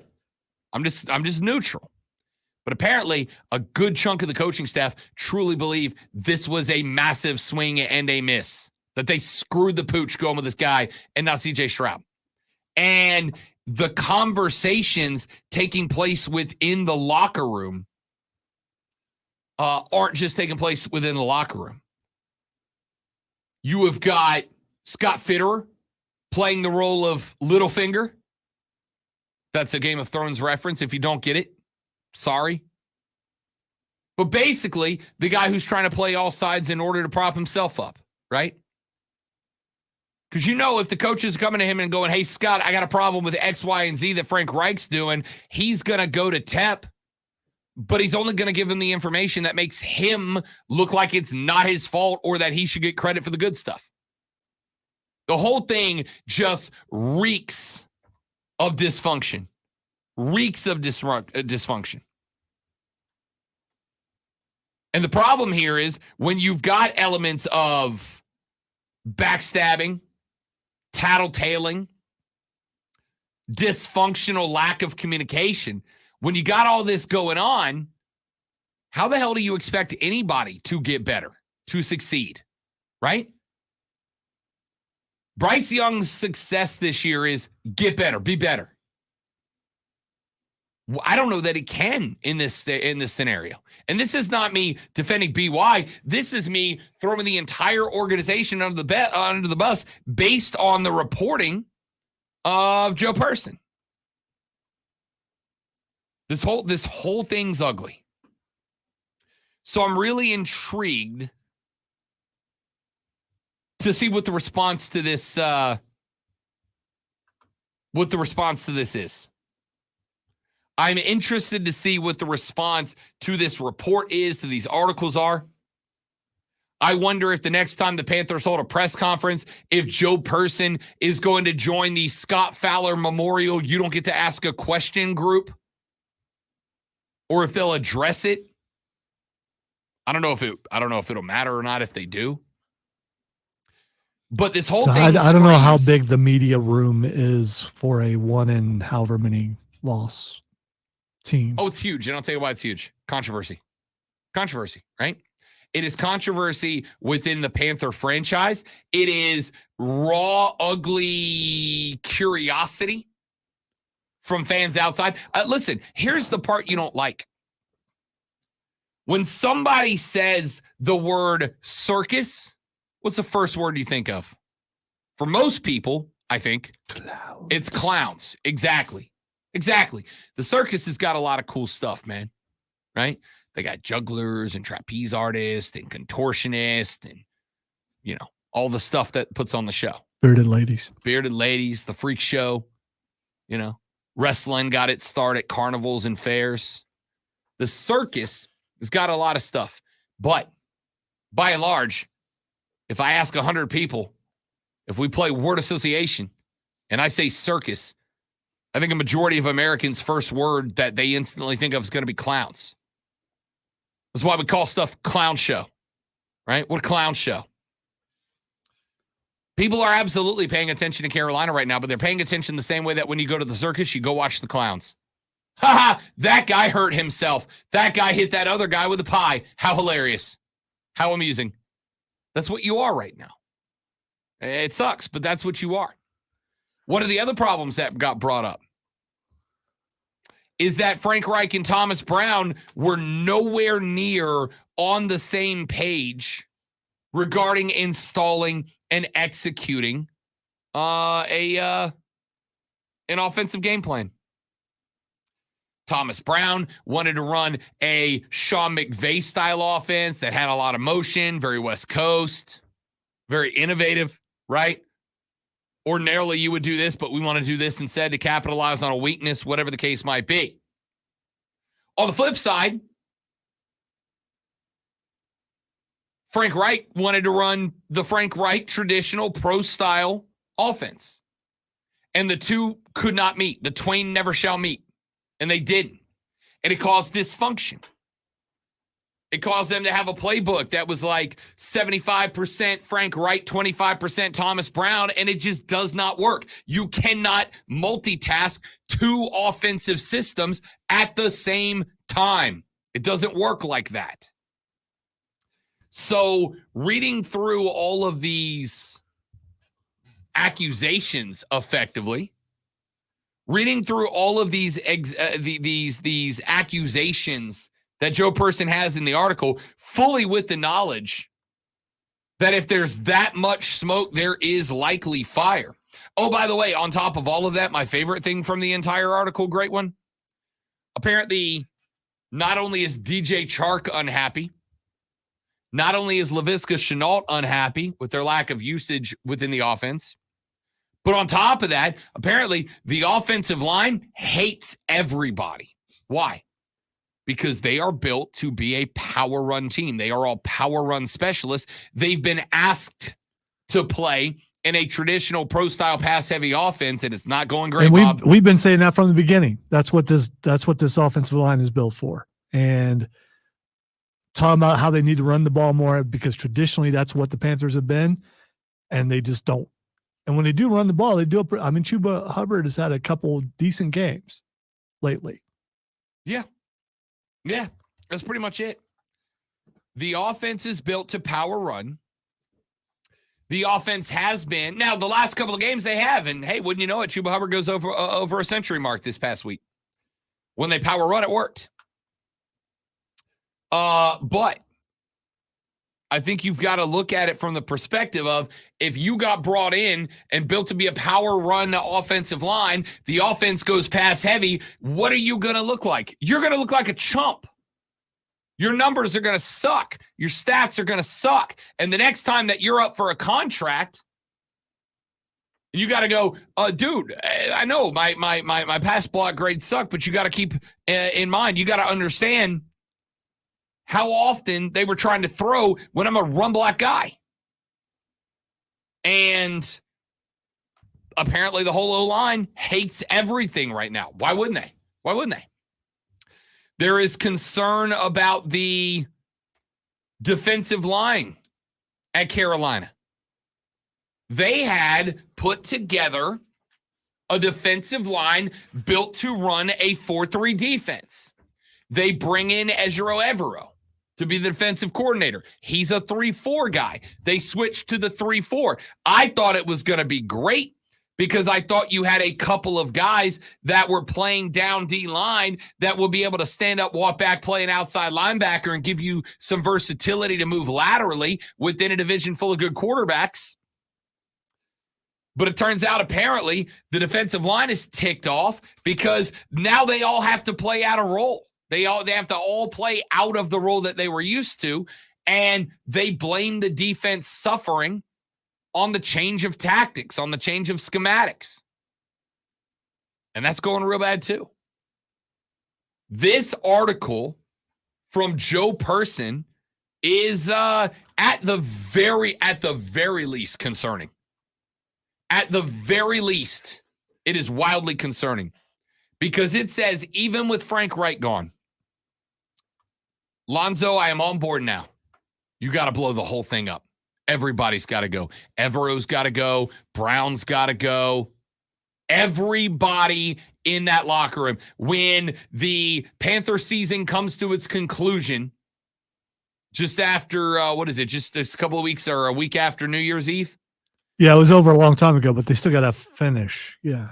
When there are no more games to be played for the Carolina Panthers, the very next day, that whole building needs to look like a ghost town. You keep players that can play, you get rid of players that cannot, and you start this whole thing over. You go get yourself a Mike Tomlin, a Mike McDaniel. You get you somebody. You got to lean to one fringe or the other. So you either got to lean towards disciplinarian coach who has full control over his staff and his program, or you got to lean towards young, goofy hipster who wears joggers and trainers to coach the team. And nowhere in the middle. You can't have a Frank Reich. You can't have a Bill Belichick. You got to have a hard-nosed cat that owns the locker room and no one questions him, or you got to have a young, hip dude that is smart, that sees the game a different way, that the young cats on the team are going to connect with and make them want to stay. Because what you got right now is a dumpster fire inside of a slightly larger dumpster fire. That's it. That's all you got. Let's take a break. We'll come back. We'll wrap up this show. I am Rob. He is Lonzo. The Rob Brown Show rolls on. It is the Fan Upstate.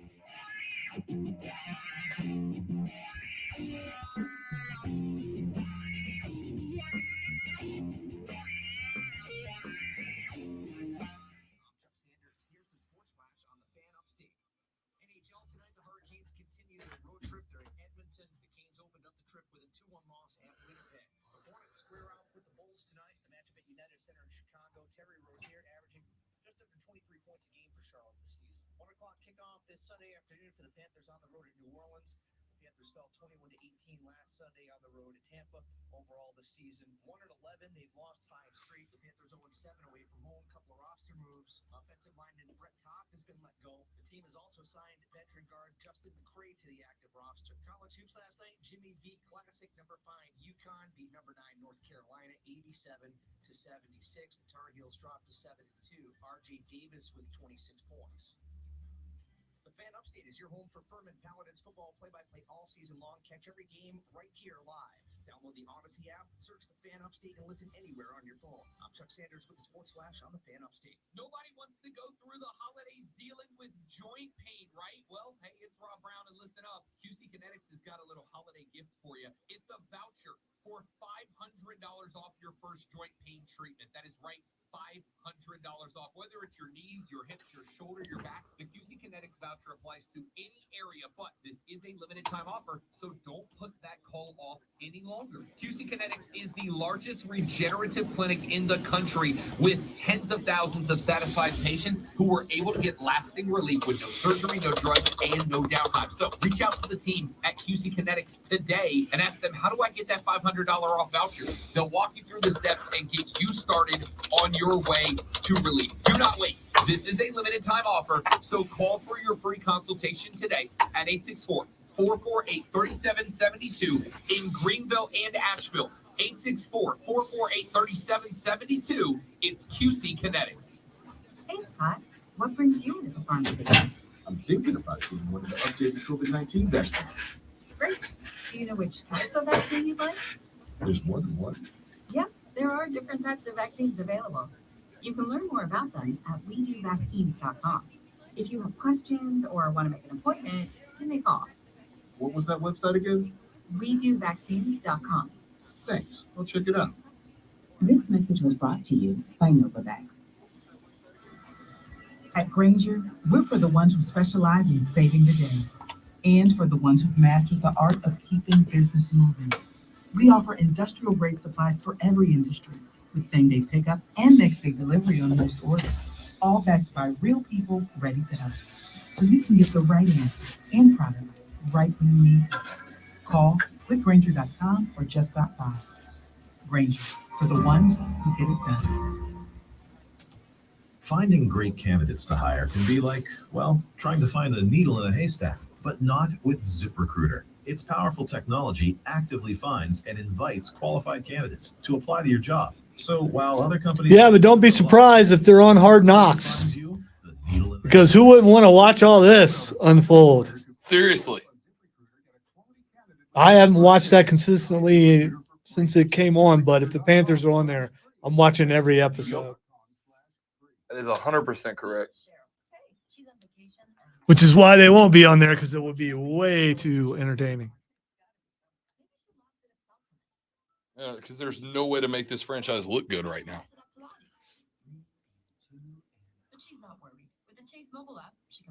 Seeing reports, and hopefully I'll remember for us to talk about tomorrow how WWE is talking about cutting back on house shows, especially on B and C markets. Yeah. And I'm wondering what we are in the wrestling market. I mean, we draw weekly shows. I mean, we'll never get a pay-per-view, but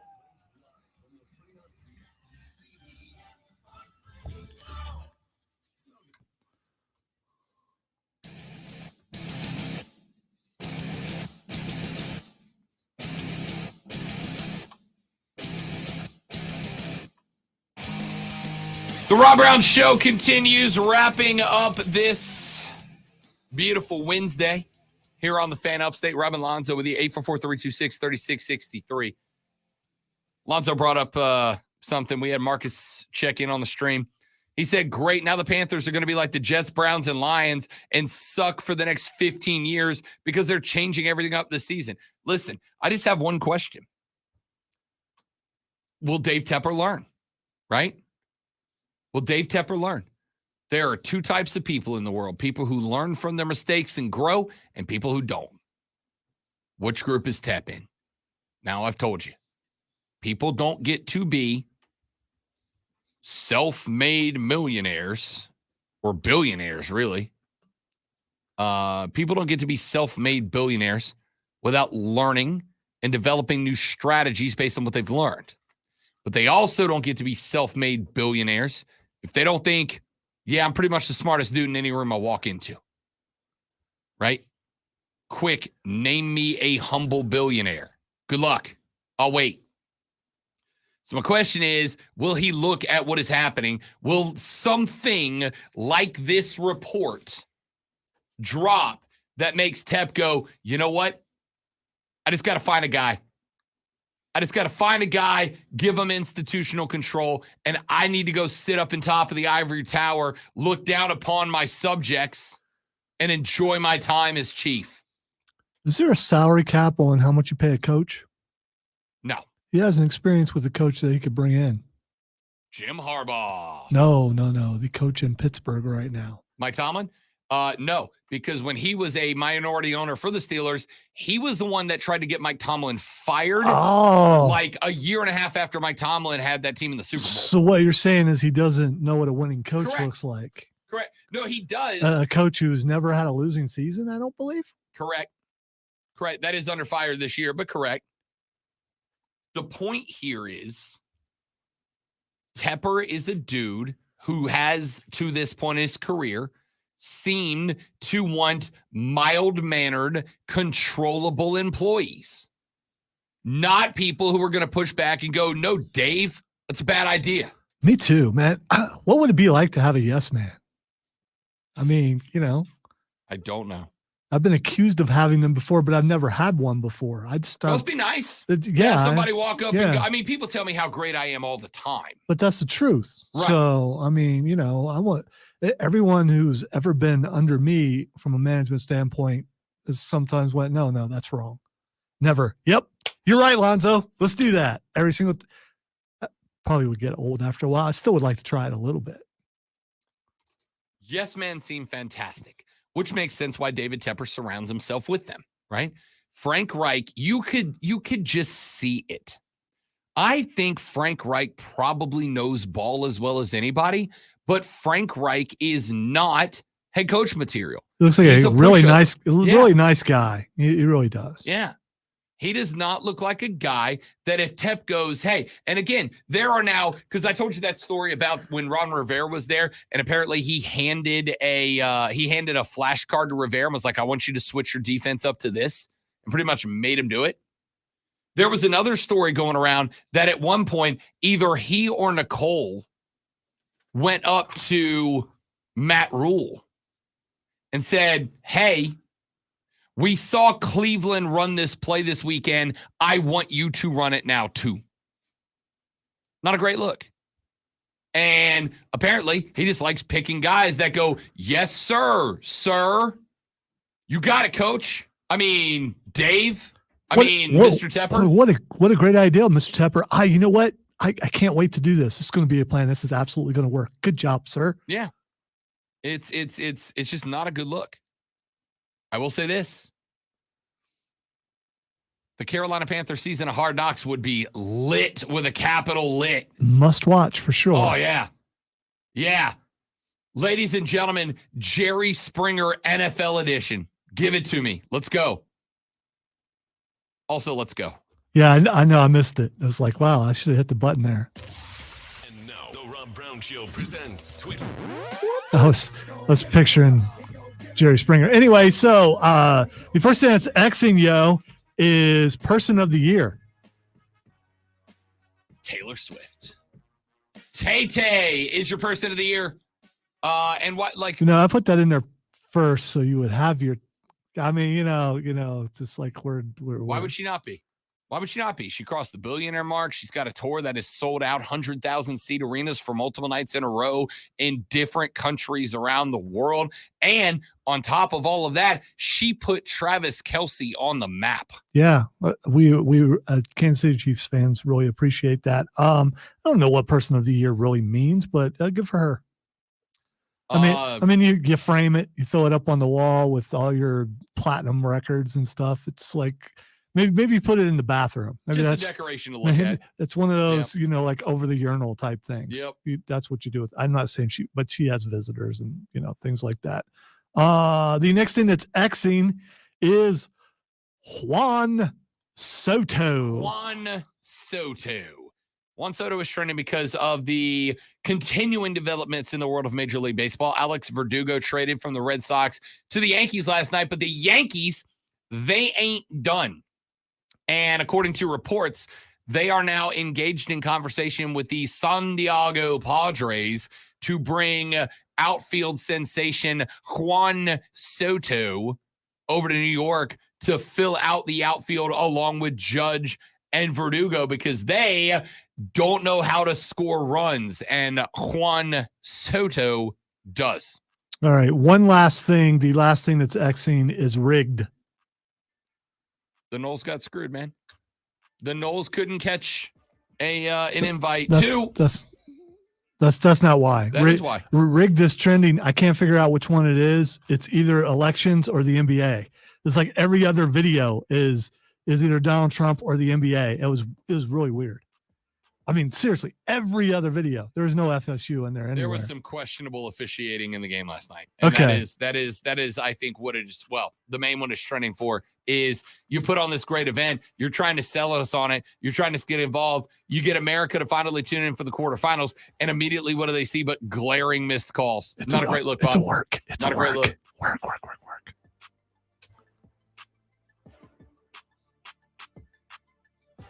We'll see y'all back here tomorrow for the Rob Brown Show in the Fan Upstate later. Yeah.